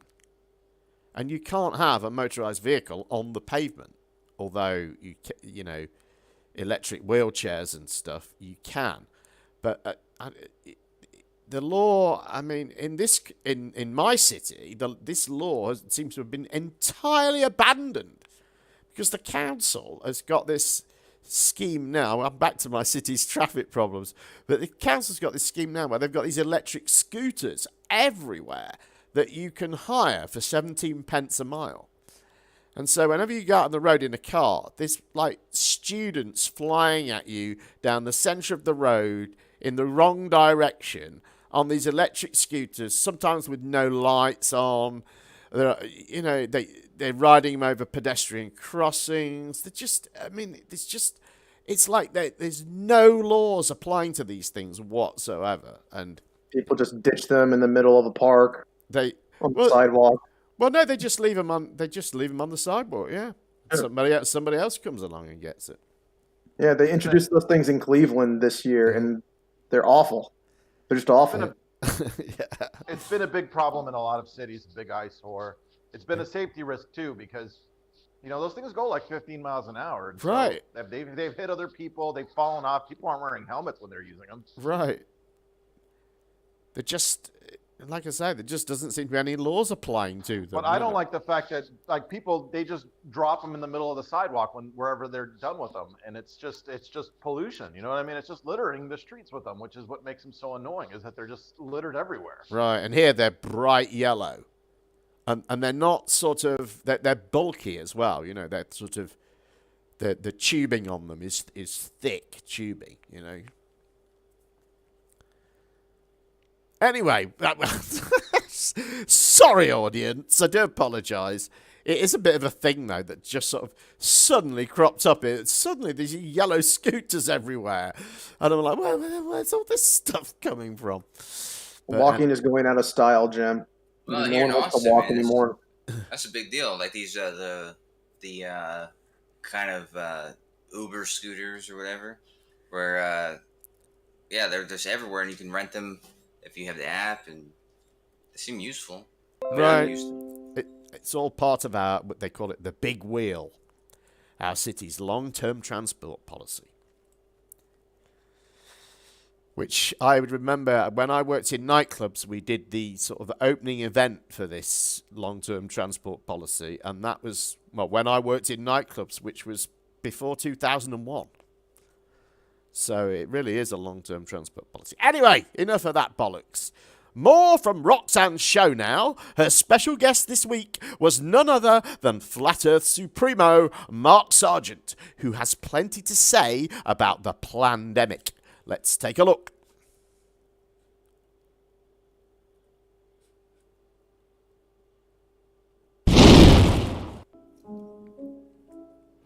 I have a lot to cover in this rant, so let's not waste time with a lot of extra framing. A literal New World Order is being put in place right now. It has taken decades to create, and very powerful people are moving the final pieces across the board. This is not an exaggeration or panic-inducing statement being made by a garden-variety conspiracy nut. If the NWO stays the course and creates no extra chaos, they can transform this country and others to follow in 3 moves. 4 if they want to make a statement, 5 if they want to be flashy or greedy. Time will tell. I'm going to give you the next 3 moves and what to expect moving forward from now into the next year. This is not because I snuck out some classified documents while working at an Illuminati think tank. It's based on everything I have researched and absorbed from history and media so far, and it is also what I would do if I were an agent. So pay attention. One way or another, this will affect you. My biggest qualifier for a conspiracy is the inability to improve upon any given plan. The moves that the Order have made so far and what they foreshadow are, from what I can see, nearly perfect. I consider myself a very clever person, and looking at the end goal, I can see no other options. It's like being in check during chess. When you're in it, your responses become very limited. Please keep in mind that everything you have seen on the news so far is just to tick off compliance boxes. This is not about a virus. The virus story was just to give them a reason to ask you to wear a mask. The masks were just to see if you would suffer an inconvenience. You were restricted to see what you would do if just your basic needs were met, and most of the country adjusted without much incident, or so you thought. It's the second week of July 2020. The next move will roll out slowly over several months. It will not be decisive, more of a precursor to the main event. Several companies will come forward touting a vaccine, and the antibody success rate will eventually approach 99%, if not 99.9%. The short version is that the first move will be the vaccine light at the end of the tunnel. It's a promise, a savior, a release from the self-imposed lockdown. Medical doctors will vouch for it, and the government will announce that when it comes, it will be free and widely available. Although there will be some debate over who gets it first. But this is only the first step, that it's coming soon, and we'll all be saved. The second move is a massive corporate celebrity and media endorsement, because with the vaccine, your life will return to normal. All the luxuries that have been stripped away from you for months will be liberated, announcing that everything will be reinstated if you take the injection. This second move is by far the most important for the general public. Announcing a successful antibody vaccine in advance gives people hope. But the endorsements validate and realize it, making it tangible. You can almost taste the freedom. Every corporation that has been partially shut down will embrace the coming vaccine because they now have the chance to generate maximum revenue again. And the companies that produce the goods and services you want the most, they will be the loudest.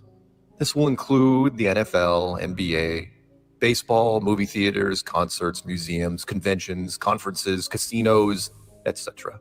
Any form of escapism that you once subscribed to will now be available to you once again. And all these wonderful distractions that you loved, cherished, and worshipped will be waiting for you. At a nominal cost, of course. The media will then launch a pro-injection campaign blitz like you have never seen. Every day will be stories of hope and a return to normalcy as institution after institution climbs on board the vaccine train. The kids will be able to go back to elementary, middle, high school, and universities. The beaches and all parks will become unrestricted again. You will be able to travel domestically without checkpoints, and internationally, well, we will get to that. People will be excited again, optimistic about getting their life back and the future. And this is the name of the prize they will dangle in front of you: your life back. Everything that has been kept from you will now be returned for a small and very reasonable.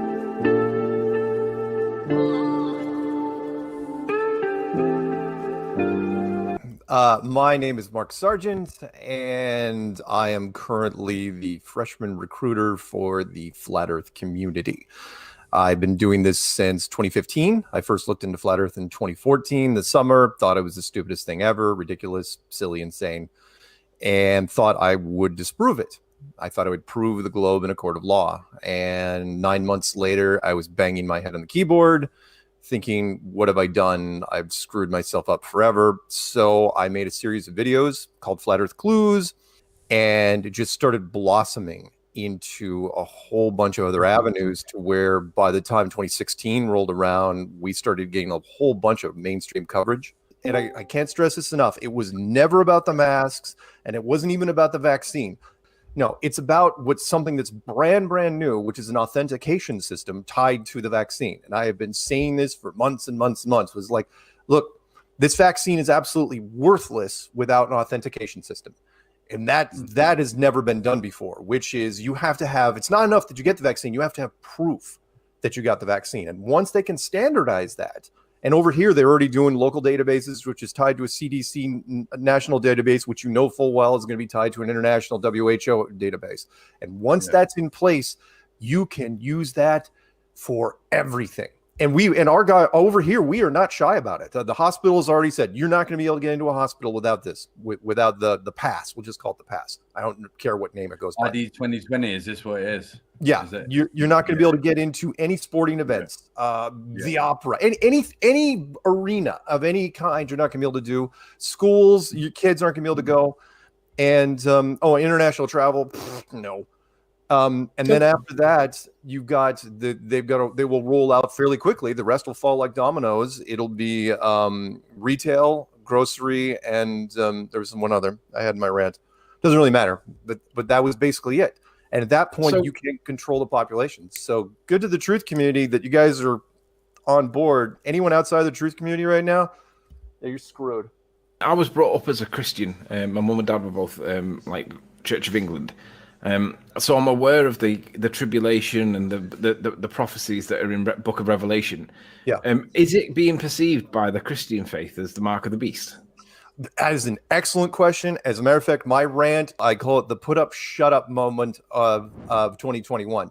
And it's mostly for the Christian community. You're absolutely right. And I'm literally in it. I am reading all, it doesn't take that long. I'm reading all of Revelation 13 and all of Revelation 14. Revelation 13, which everyone knows about. If you haven't, you've been living in a cave since you were born, which says that, oh yeah, by the way, there could be this system coming down the road where if you have to buy or sell, you have to take this mark, which is known as the mark of the beast. And everyone, the beast number is 666. Everybody knows that. It's been in movies and television shows and stuff forever. And up until now, people thought that was logistically very, very tough to do, because you're never going to get people to sign on for that, not voluntarily, unless you hit it in the middle of something like a major health crisis. Then you could do that. And then Revelation 14, which is the part that everybody misses, we'll get into what the church expects from this. The Revelation 14 says that, oh yeah, by the way, if you take this mark, God shows no mercy whatsoever. And that challenge has been out there for 3 years.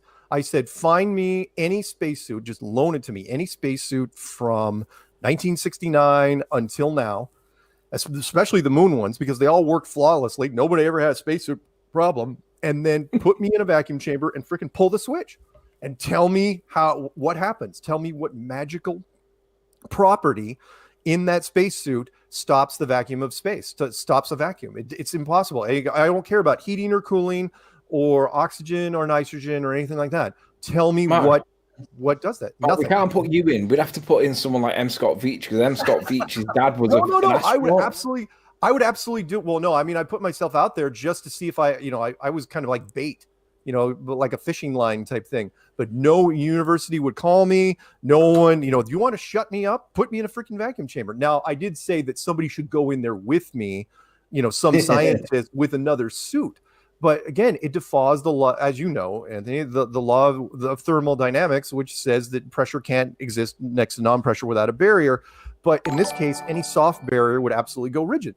Any spacesuit in a vacuum would turn into a parade float and explode. What a knobhead. Regular genius, man. I don't know. I never thought about any of that stuff. The space, because that is weird. How can you be in a vacuum chamber with only a spacesuit on? I mean, granted, a spacesuit is sealed off from the vacuum, but yeah. Why do they think that this is impossible? Well, he's told us, I guess, but I don't know. Brian Peck says it's like Mark has never seen a yellow card. You might have to explain it to us Americans. I know. Well, I'm not sure. A yellow card is from football. It's when you get a warning in football, isn't it? Mm-hmm. Well, I guess it doesn't make sense to you. There's I don't know if they have these in your country, Jem, but in our country, there's this weird thing where if you want to be able to get in a motor vehicle and drive around in it, you got to go through this special process where they put your name in a database and then you're registered in there forever. And then they keep track of you. And if you make any mistakes, they put that, they put that in the database, and they're able to know all kinds of things about you, your height, your weight, and all kinds of things like that, hair color. So, yeah, pretty weird. It is pretty weird. So another callback to your show, Jim, but you did also play a clip a very long time ago, maybe over a year ago, where this lady was, this dude was analyzing Mark Sargent and his body language. Derek Van Shake.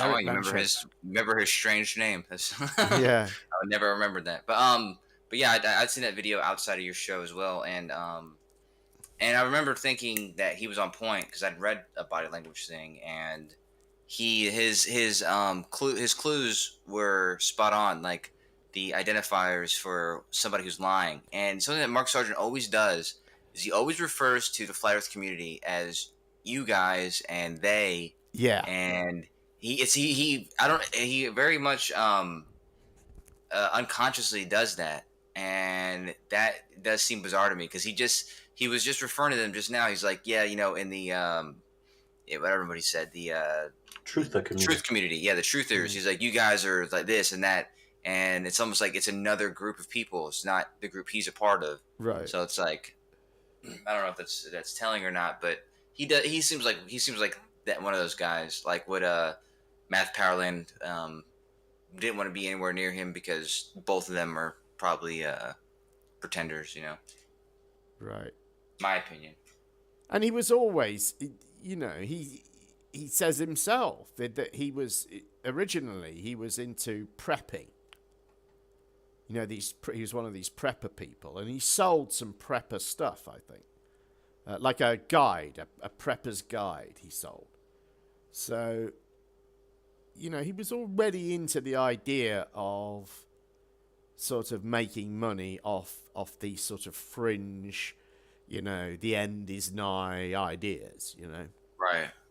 He seems so inauthentic, like he's a part of the community, but as like a very much, just pretender for the most part. Right. Yeah. And he's doing all the God botherist stuff as well, I notice. And Riley. Yeah. And Riley goes, I was brought up in the Church of England, so I know all about the tribulation. And I'm like, that's not in the Church of England. I mean, ultimately it is, but it's not a thing that they would talk about in the Church of England. They don't do in the Anglican Church. They don't do fire and brimstone. They don't do like the you know, the sort of Revelations, like the Baptist American preachers might do. You know, it's not like Right. that. It's mostly about singing lots of hymns.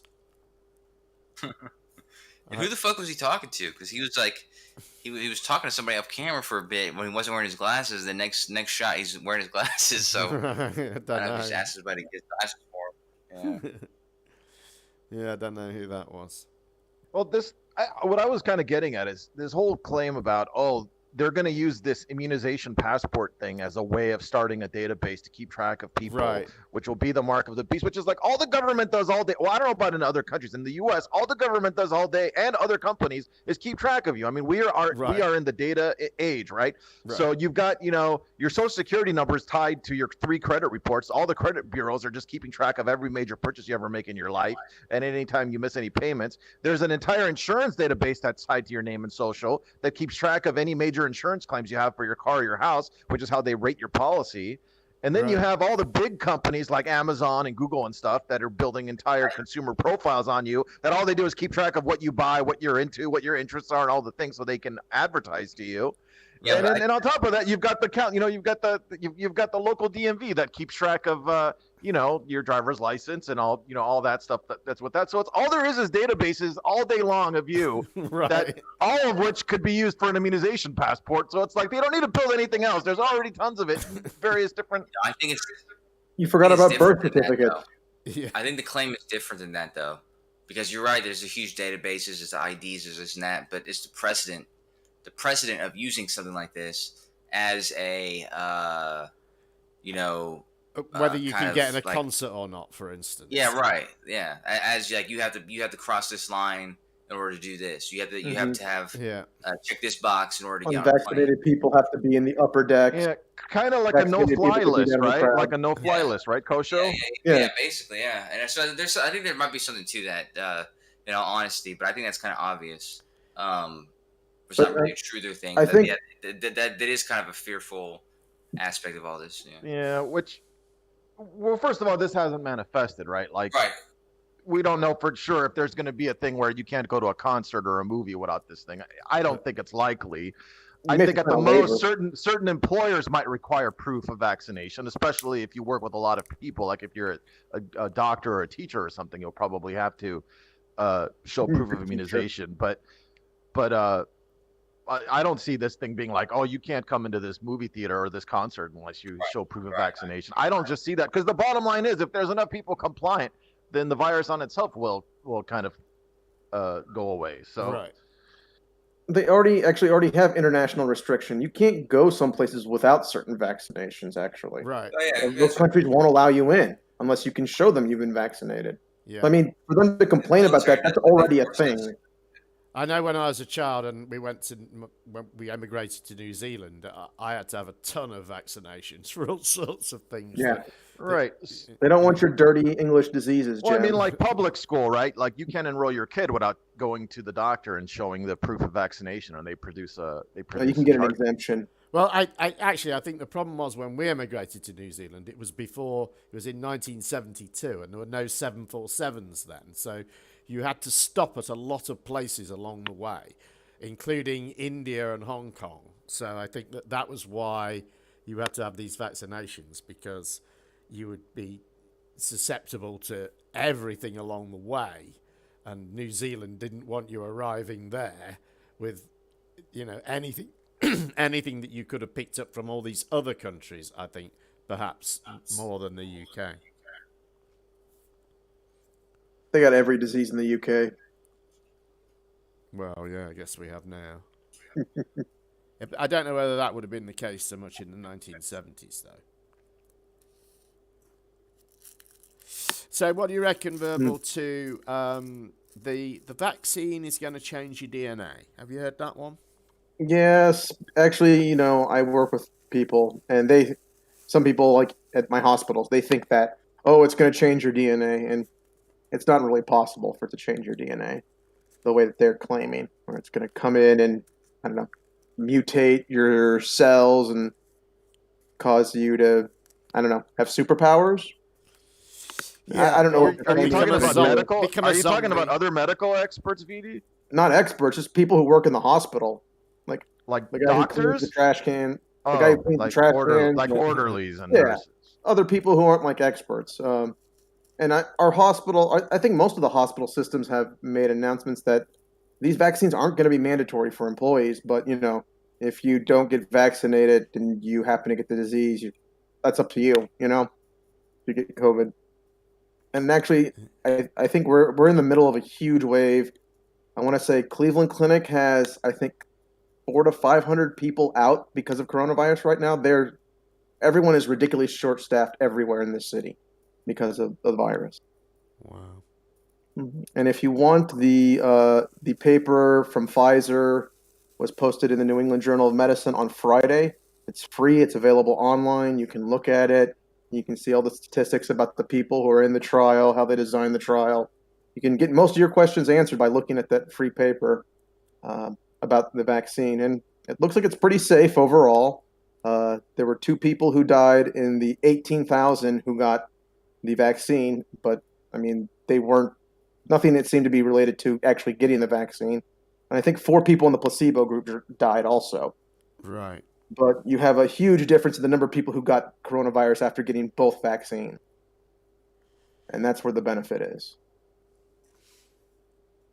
Right. Well, it's they're rolling it out here anyway. I know that. Yeah. I heard the story of the first woman who got the vaccine, and she's like, "Oh, this is the best birthday present ever." And they had to tell her it wasn't her birthday yet. William Shakespeare had a vaccine. Some old man named William Shakespeare. Yeah, he was the second person Oh, to get the vaccine. I haven't been paying He was the second attention. I sort of lose it totally on the week I'm doing a show because I just only have time to look at flat Earth videos, Call out for help when you need it. But yeah, I'm not getting the vaccine right away. I recommend other people do just because you're not me. But I don't, I just when Well, you're something not comes in a out. group. You're not going to get it for a while anyway, though, Coach. Because Yeah, it's by fine. the time it trickles down to someone at your qualifications, it's going to be a while, right? Probably April or May. And I think that public won't be able to get it freely at pharmacies until July, most likely. And I think other countries have over-ordered and outbid the U.S. to make sure that we have enough. Oh, you in know this what? country. Brian. India and UK especially. I forgot Brian the doctor, who I guess sent the super chat about the yellow card. Right. He had sent me something because he heard me say something about it. He sent me something. So there's something called the International Certificate of Vaccination or Prophylaxis or something like that. Does this sound familiar? VD? Oh, is this a yellow card? Yeah, this is the yellow card. I was It's a being referred vaccine to. card. Right, I see. So it's not a soccer thing. Okay. Okay. It is a soccer thing. All right, well, shall we move on? Because we're sort of grinding on a bit. We're almost at 2 hours. We've still got 2 clips to go, and they're not short. Do it. Let's do it. In our next clip, Flattard David Weiss continues his YouTube flat smacking campaign, which consists mostly of him presenting the standard, long since debunked FE meme proofs. But like all flatties, when given a free rein, he just can't resist drifting into his own brand of bullshit. Let's take a look. Today's guest is a successful businessman who walked away from his very successful company to pursue spreading the truth about our world. He is the host of the Flat Earth podcast and creator of the Flat Earth, Sun, Moon, and Zodiac Clock app. He has the ability to take anyone from ridiculing the idea of a flat Earth to the mind-blowing understanding that we don't live on a spinning, wobbling, rocketing water ball in an infinite vacuum. He also shows you why this topic is the most important topic of these troubled times. Welcome to the show, David Weiss. Matt, thanks for having me. This is going to be a fun conversation. Just going to say this, Cyman Dan, that's what I would want to make like a debate happen. You know what I mean? Like I want to see that happen of both sides because I have an engineer friend that I that I told him you were coming on, and he's like, I have some questions because I'm an engineer. I was like, great, man. I was like, as an engineer, you can, that's how we're going to get closer to the truth. I was like, this would be good. That's what we need. That's what we need to see. We have engineers that have made videos. What's the guy's name? Brian Mullen. He's an engineer. Did a series of videos, amazing, and they're all in the app. You can find them. I have different languages, playlists in different languages for people. You want to start with gravity for a second, or? Sure. Yeah, let's go into that. Yeah. So gravity is just a theory, and science, admits it's a theory, that there's no proof that mass attracts mass. As a matter of fact, they had to make up a thing called dark matter, because that fills up, like, I think it's 96% of the universe is dark matter, because their equations don't work without dark matter, and they still don't work even with the dark matter. It's complete and utter nonsense. The Earth has this is what I was observing, with these physicists and engineers. They're talking about gravity and how there wasn't like a solid uniform conclusion that they knew what gravity was and how it worked, or how it worked essentially. Right. So they have a thing called the 3-body problem, and that's where they can make a computer model and have a sun with a X amount of gravity and a planet with X amount of gravity, and it'll work perfectly. But then when you add a third body in there with gravity, the whole model falls apart. Well, our solar system has 100 different bodies in it with all the moons and everything, and it makes absolutely no sense. NASA also has the largest, they're the largest consumer of helium, and I believe they own many helium companies, because they put up balloons that carry, satellites up to 8,000 pounds that stay up there for a year or more.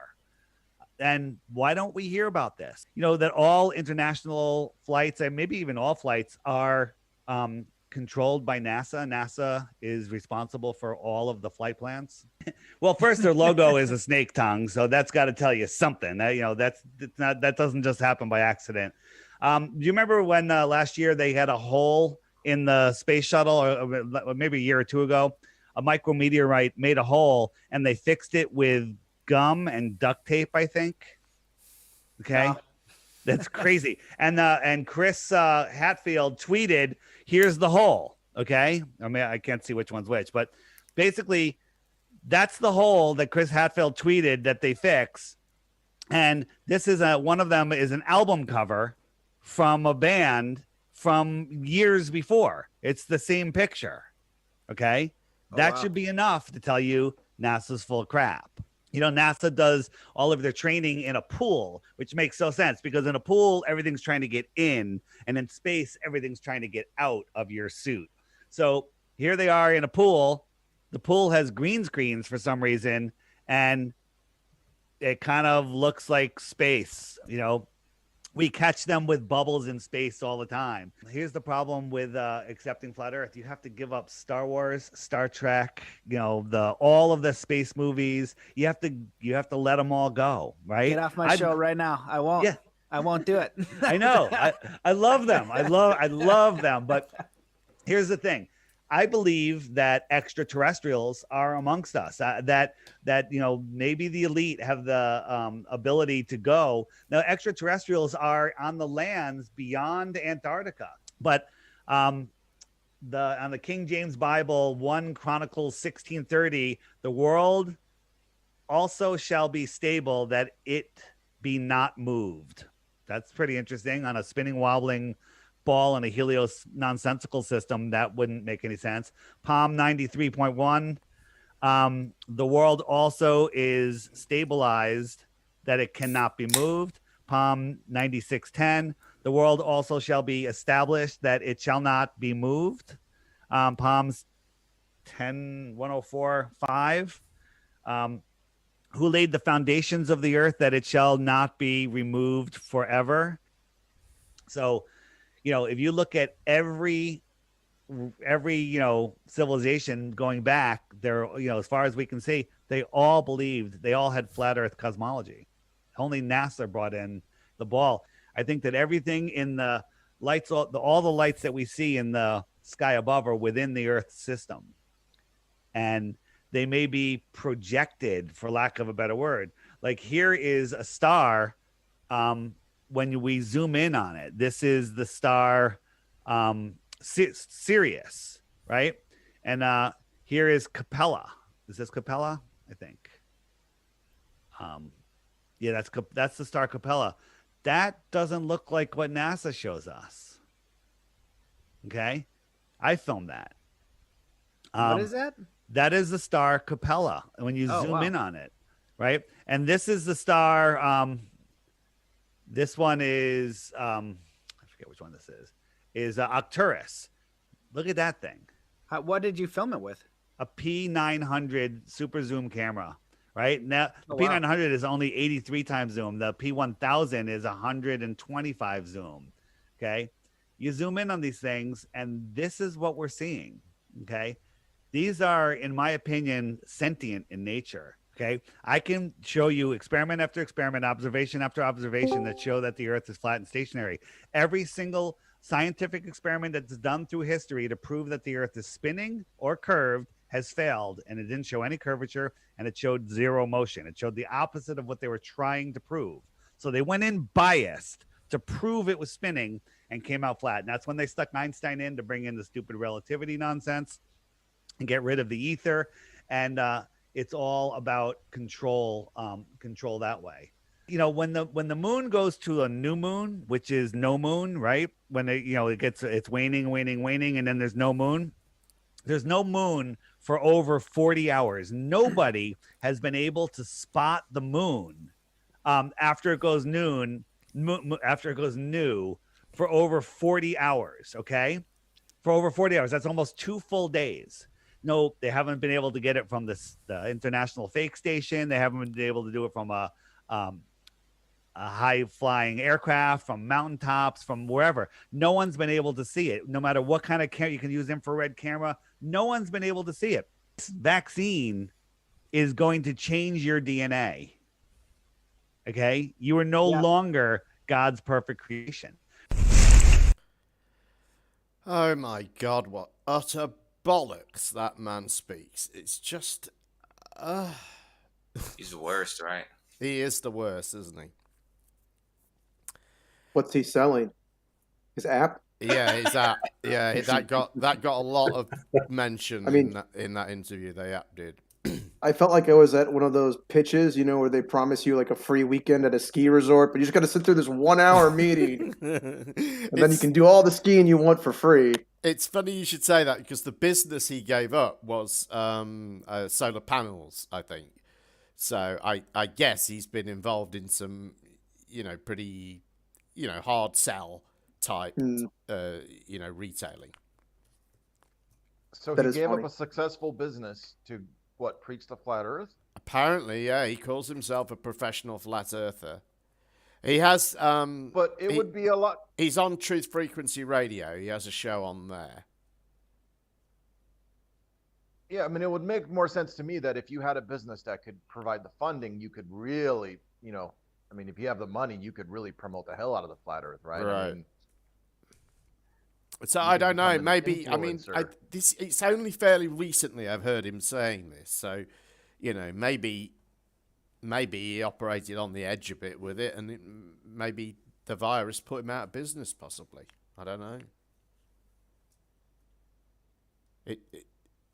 I guess it depends on how you go about selling it, but usually things like that involve somebody going into your home to sell it, right? That's how it's done here anyway. So I'm thinking there's probably no selling going on while there's been a pandemic. So he's the one that made the Flat Earth app. Right. Well, he didn't actually do the programming. He paid he funded it, yeah. Right. The one that can explain why people in the southern hemisphere see the sun rise in the south, even though on the app it's never in the south. Right. Right. Well, he says how he gets around that is he says that, well, I've got a clip of him somewhere doing it. He said, when you're going west, you're going south. So basically, once you get past the equator, every direction can be anything. So he's a salesman, but he's a real bad salesman. Yeah. But it was funny during the conference when somebody put up that that plane that said something about the globe. It said, like, goes research about the globe. He put up like a banner that just advertised his app. Right. Yeah. Yeah. Good stuff. Yeah, he's always hammering that app now, always. And what can you actually do with that app? You can't predict anything correctly, can you?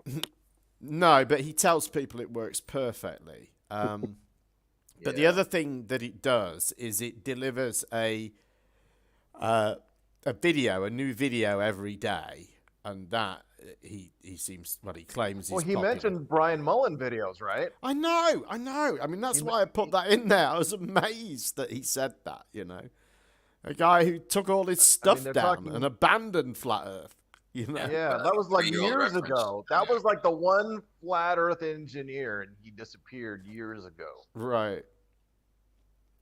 Leave it to David Weiss to, milk the oldest reference ever. Right, and he had, I doubt they got his permit.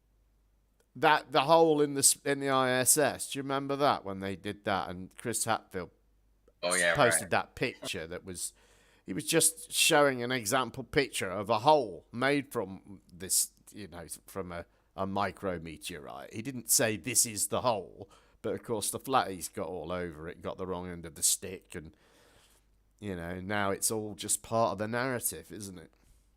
Yeah, I mean, it's not like you could just take a picture of that micro perforation with a P900 in a spacesuit. Oh, yeah, and of course his star pictures. Oh, my God. I mean, really. They should be embarrassed. They really should. Yeah.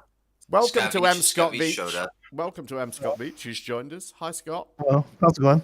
It's going very well. How's it going for you? Did you get your Good. work I was just watching the end of that clip, and the thing I can't believe no one's commented on is why is he talking to Anton LaVey? Yeah. Do you know what? I ought to have.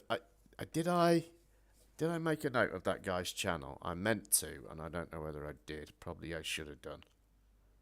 Oh, he did say it. I think that's why I didn't. He says it at the beginning. So if you want to know his name, roll the video back. It's Matthew something. Because I didn't bother to write it down. He's quite the beard stroker. He looks like he's very sinister looking. He's definitely not a super villain. Right, yeah, he really, and he'd got that sort of big round thing behind him, hadn't he? Which sort of. I was thinking Zodiac Killer the entire time he was on the screen. Yeah. He's gonna be in hiding now, then, isn't he? Scott, you were brought up not that long ago. I think. Yeah, Riley gave you a mention. Anthony Riley did, yeah. Great. For proving that spacesuits work in a vacuum. Yeah, he says he's. okay. Yeah, because right. what do you say? Mark Sargent doesn't believe that even being in a spacesuit, like, being in a spacesuit, how's that gonna protect you from the vacuum? And so he says that you should test it. Yeah, he said you would blow up like a balloon. Remember, he put out a press release, like a fake press release that said I died doing that. You don't remember this?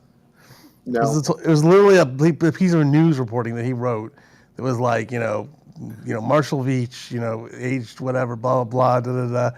In an attempt to disprove whatever. I mean, it was written like a whole paragraph of this stuff, and people for a while thought I'd really died. Oh my God, that's awful. Wait, who Riley? put this out? Oh, Riley did. That's terrible. Weirdo. That's pretty weird. He really is. But he can ride an electric unicycle. It has to be said, he learnt to ride it. He went from propping himself up on a fence fun of how, to whizzing around a going car back to this park. hole in the IS. Yeah, sorry, go ahead, Jake. Sorry. Oh, I was gonna say, going back to this whole. Oh, there's a hole in the ISS that you could just fix with some bubble gum or whatever the guy said. It's like, well, I don't know if you guys have ever used slime, but I mean, people get holes in their car tires that they just fill this slime in there and it seals the hole. It's just like just a sticky liquid, and the car tire holds like 30-40 psi, not freaking 14. Right. Yeah, I think they just stuck tape over it. Is just use some InstaSeal. I mean, a little hole like that, 14 pounds per square inch. I mean, a little tiny hole. You can just stick your finger on it and it will stop. I've said this. I mean, it's just ridiculous. Like a beer can, a beer falls on the ground. It's got like a little hole in it, and it's not this. You can put your thumb over that easy. They have that whole misconception about how because they think the difference between 0 and 14 is infinite or something. Yeah. It's like it's infinite suction. There's an infinite amount of progressive steps between 0 and 14. Paige was telling me this the other day. She was comparing like the submarine at the bottom of the ocean and how hard it's got to be down there. The difference in pressure, like it must be impossible in space. I was like, well, it's much harder down at the bottom of the ocean. Yeah. I was watching a video earlier by what's his name? Taboo Conspiracy, who's one of the Globe Busters, and it was called "Why I Believe." No, what it means to be a flat earther. It was called. 14 minutes of it was him saying it's if you believe in the Earth's a globe, then you believe it's spinning 1,000 miles an hour. That's stupid, and he makes 42 arguments from incredulity in this video. It's just astounding. I can't remember where I was going with that. What were we just saying? about the Micro perforation. Pressures in space, pressures in bottom Oh of the yeah, ocean. and at the end of it, he says something. One of these is about the I think he calls it the immensely powerful vacuum of space. Right. And I just think how it's a vacuum. How is it powerful? It's nothing. Zero power. It's literally what it means. It has no power whatsoever. Well, this is Bob Noodle's favorite argument, right? He always talks about the 1 × 10 to the negative whatever toward Right. like insane suction power of space. Right. Well, there was a new guy on Ranty's show the other day, and that's what we were discussing was, oh my God, who was it that was, God, it was that face guy and somebody else, I think SE, who were arguing that whether it was the pressure of the outside atmosphere that was condensing like the tanker where the tanker collapses. Right, yeah. Or if it's something inside the tank. Oh, it was right the hand is who it was.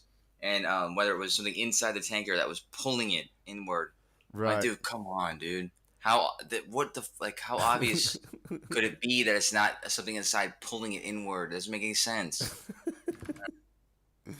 Well, you know, an interesting thing is once Bob was showing this these machines that use a giant vacuum it's like a crane that uses a big vacuum scoop thing to suck stuff up to like attach it, and then it will move it and then drop it using just vacuum. And I pulled up the manual on that, and they have a chart that shows the lifting force based on elevation. As the elevation goes up, your lifting force very rapidly reduces to where, you know, if you're up at, you know, whatever it is, 8,000-9,000 feet, you have half the lifting force than you do at sea level, which, again, yeah, it's because it's the pressure holding the thing to the crane, not the freaking vacuum. Right. Should we have another clip? Because, well, we're really, really long show, which is good, I guess. And finally, this week, veteran Globetroll, my mate Mark Taylor, saw action this week when he joined Brandon at Ranty's to have a word with Bev Try Thinking. This is the hilarious result. Bev must publicly admit to his intentions on Twitter and Discord to call to action the involvement of my previous employer so he could needlessly bring difficulties into my personal life, aka doxing. He's accusing you of doxing. What I did was there's a picture that he's done, or he did it. He made a video where he did a FU to flat earthers and puts his finger up at them, right? And it's on video, and he's actually addressed a video to me with this picture in it. Now I said, "Oh, look at that! It's got a logo on that top." I wonder if they'd be happy that he was representing, the company. And then somebody might have posted at some point, "Is this the workforce for the workplace that he works for, or had the top on. So, I mean, that's as much as I know. So, I mean, other than that, I don't know. I mean, if you want to call that doxing, I mean, don't go on video and put your finger up when you've got a work top on. Initially, when I came into this, right, I've got an autistic lad, and I went to find, because he tells the truth, right? He doesn't have this, there's no filter. So he just says things, right? So I had to, in order to help him, I have to understand the people that get triggered or, act strange. So I went onto the internet to find these people, and, you go through the Brexit crowd and the conspiracy theories and all of that. And I ended up with this group of trolls. They are horrible. They will do absolutely anything to get you off the social media platforms or whatever they can do, and they will try and do it. And it appears they've led me here, right? I mean, I went in search of the worst horrible trolls, and they led me here. And that led you these to people get triggered. Yeah, you went in triggered by search straight for lines. the worst trolls, and that led you to the ranty show. Is that what you're saying? No, led me to this. Like you people, everybody that I'm here with have helped me like loads. This has been some of the best times with like-minded thinking people. It's been great. Cool. But you didn't think that 8 months ago, though, Bev, did you? Pardon? Oh, hey, Mark. Hey, wait, it takes a lot to get you out, Mark. Is it all right to call you Paul? Why? Well, that's your name, isn't it? What are you doing that for, Mark? What? Hold up, you just said Still it's wearing okay. those shitty underwear, Mark? You just said it was okay. You just said it was okay because Sly posted the pic. Well, you posted your name in Discord, so why is it okay for you to use that and I'm not allowed to use your name? Well, I say, why did you come in? Did you come in just to do that? No, I come in because Emma said that I should come in and talk to her, and I saw her on the panel, and I thought, well, why not come in and join the panel and talk about what you and Emma said about Ranty with all the business with Roxanne and the money and that. Let's get it out in the open.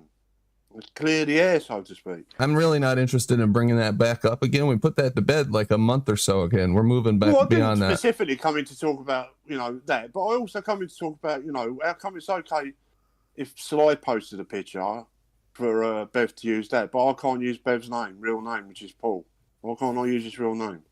Again, he posted it. Why can't you just be respectful and use the name he's got written on his screen here now? Why do you have to do something different? What's wrong with using the name he's got written down on his account now that he's obviously wanting people to refer to him by because he's written it down? Well, why did he post a document with his name on it then? Who cares?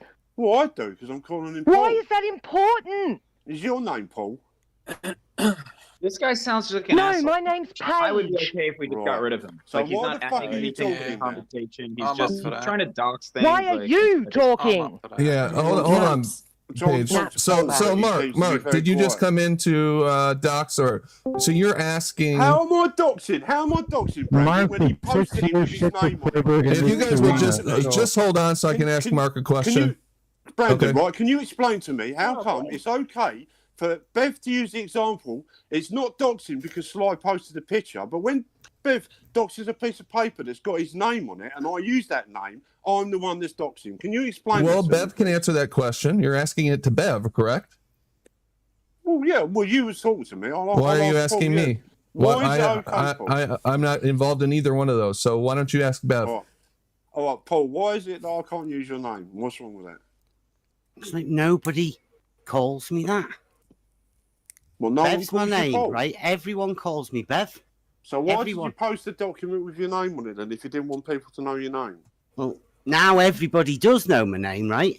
Well, Because yeah, you've just you- said it. No, right? you posted Now, the document in the public server, Ben. How do you equate that to Sly wearing a jumper and putting his finger up at us? Well, because you just said it's okay. It's not doxing because Sly posted the picture himself, which It's I agree just a with.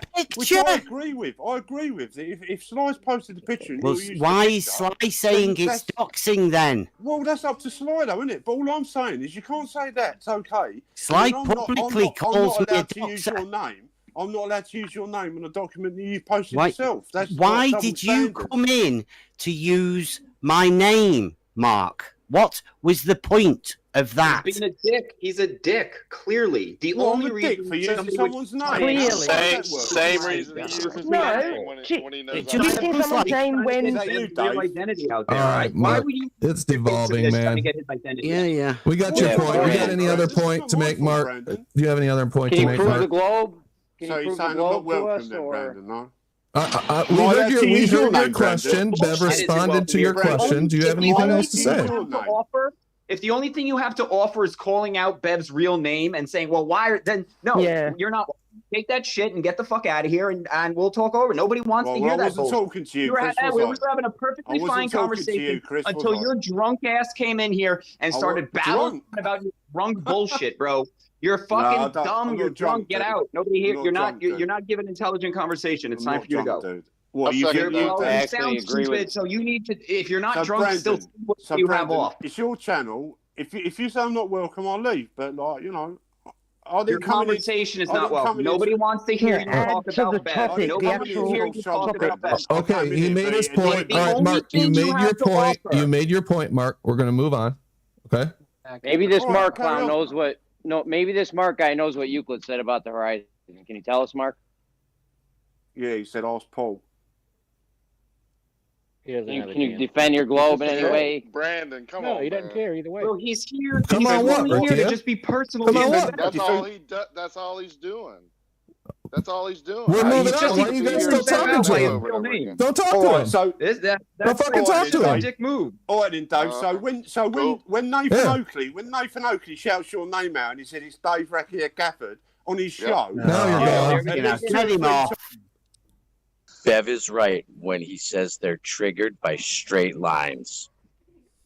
They don't want the test to happen. They don't want any financing to come in. They can't stand the idea of not being on a ball. That's all it's about.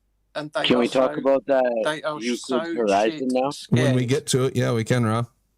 They are so shit scared. Look, they sent Mark Taylor in to try and derail this conversation you're having now. I don't think it's meant for me, right? That's meant for everybody else listening, right? That's meant to be a scare tactic to say, don't get involved with this, otherwise people like Mark Taylor and the horrible, nasty trolls will come after you to dox you.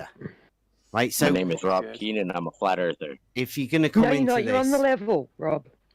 You're not one of those silly flat earthers. You're on the level with us. Okay, so I next. agree with Bev right there. They're just trying to scare the people who are seeing it happen. You know, when they Yep. talk about your kids and say your name and just keep attacking you. Hey, man, I can't do that. You know, They because they'll can't attack attack me. the argument. Yeah. Yeah. Yeah. Yeah, that's what a lot of this is about. Just keeping They- new people away from flat Earth, period, in any way they can, They and even making the flat Earthers that come are here after your leave the children. internet completely. Mark Taylor in fine form, taking me back to the sweet heady days of 2016 when we did battle like this every day. Was it different from back in the day as opposed to now? There was a time, yeah, when it was a sort of more, it was more free flowing, I think, more. Were they arguing about an actual model? Not really, but what we see now, I think, is just the sort of the same lines trotted out time after time, the exact same arguments, and those arguments weren't formulated in the beginning. So I think that's where it was different. You tended to get more free flowing conversation way back then. Well, you're saying that. Oh, okay. So now it's like a unified argument that they're using. I will say, I should say this. I mean, although I found that very entertaining, I do think if someone slips up and, doxes themselves, I don't think, I personally don't consider it to be fair game, even though I've just played that clip. But I wouldn't do that, just in case someone did it to me. Although all my stuff's out there anyway, so I don't know. What did anyone else think of that? Well, I don't think they ever clarified. Do they think it's doxing or do they not think it's doxing? Well, I mean, obviously they were definitely contradicting themselves on that issue. Kosh, any thoughts? He's gone somewhere, look. No, I'm here. I mean, is it doxing? I don't know if that's doxing. Not really. What exactly happened though? He took a picture in front of his company or something? What he did was he took he took a picture of him giving the finger, and he was wearing like a sort of fleece top thing that had a company logo on it. And I think somebody went and contacted his company, or at least threatened to. And then Bev, in turn, he posted, I think it was when he posted his surveying certificate, it had his, I don't know whether it had his whole name on it, or at least, it's, they've got hold of his real first name. So, well, that's some of the problem here, isn't it? There's someone who went looking for the information is Bev. But he left it out of his little story. And they've done that before too, though, with the other people, where they, with that group of people, they get pieces of information and they dig up the rest, and things like where you're looking up someone's job and you're referring to that business and that company or whatever. Right. That's definitely dox territory. Yeah, and it's not fair then. If it's, keep it all on the internet. Don't mess with people's real lives, I think. Well, is that doxing or is that harassment? But I don't think Mark did do that. I don't want to imply that Mark did that in any way, because I don't think he did. He just went on there. That name was already out there. It was fairly common knowledge anyway. And Mark, I think, just made a point. They were being very hypocritical about this, and it was very funny, I thought, to listen to, just to hear him just say it so many times. It's just awesome. And then to round it off with doing Rakia as well. that was Mark fun. Taylor's funny. He's a funny guy. He really is. He really is. I miss him badly. I tried to get him to come on tonight, but he's travelling, so I couldn't get him. Anyway, probably we should round it up, because we've been going for more than 2.5 hours. I think this might be the longest show ever. I don't know how that happened. Pretty sure it's We my did first it. show. Personal best for Gem. All right, everybody. How often do you do this? I do it usually every 2 weeks. I've been doing it every week and then sometimes every 2 weeks. Really depends what material is out there. However, I will say the next show will not be on the 27th of December. It will be on, I believe it's the 3rd of January, is it? I think that's what it is.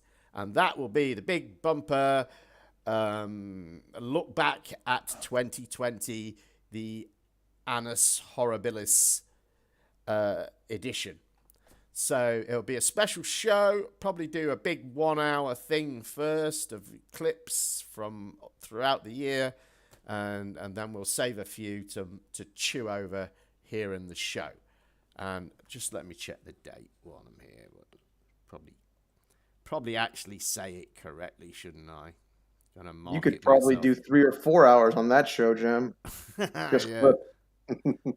It is, in fact, the 3rd of January. So no show in 2 weeks, but in 3 weeks, we'll be back. So I will say a great big thank you to everyone who has donated to my PayPal so far. Thank you very much to everyone who gave a super chat as well. It's very much appreciated.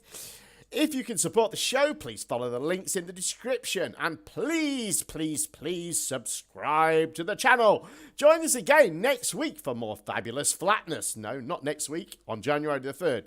In the meantime, if you see something you think should be included in the show, please post a timestamp link in the comments section of this video or join our Discord server. The link is in the description along with channel links for tonight's panel.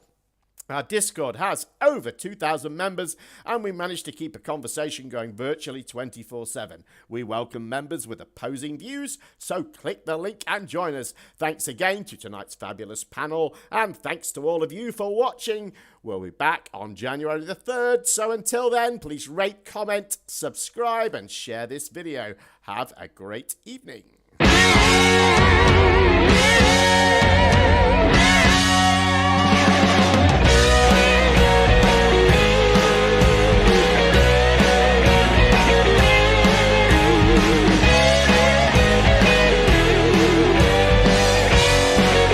Stop talking about it and do something! Suck my dick, Earth, with that bullshit. Really?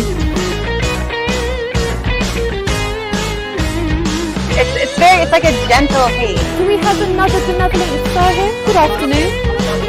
Good afternoon. Are you benevolent? Is your friend? My name is Logan Paul and I think I'm coming out of the flat earth box. What's the link to the channel? This is so fucking depressing. I can't be a flat earth person. You can't have it both ways. You can't have a flat earth and things making sense.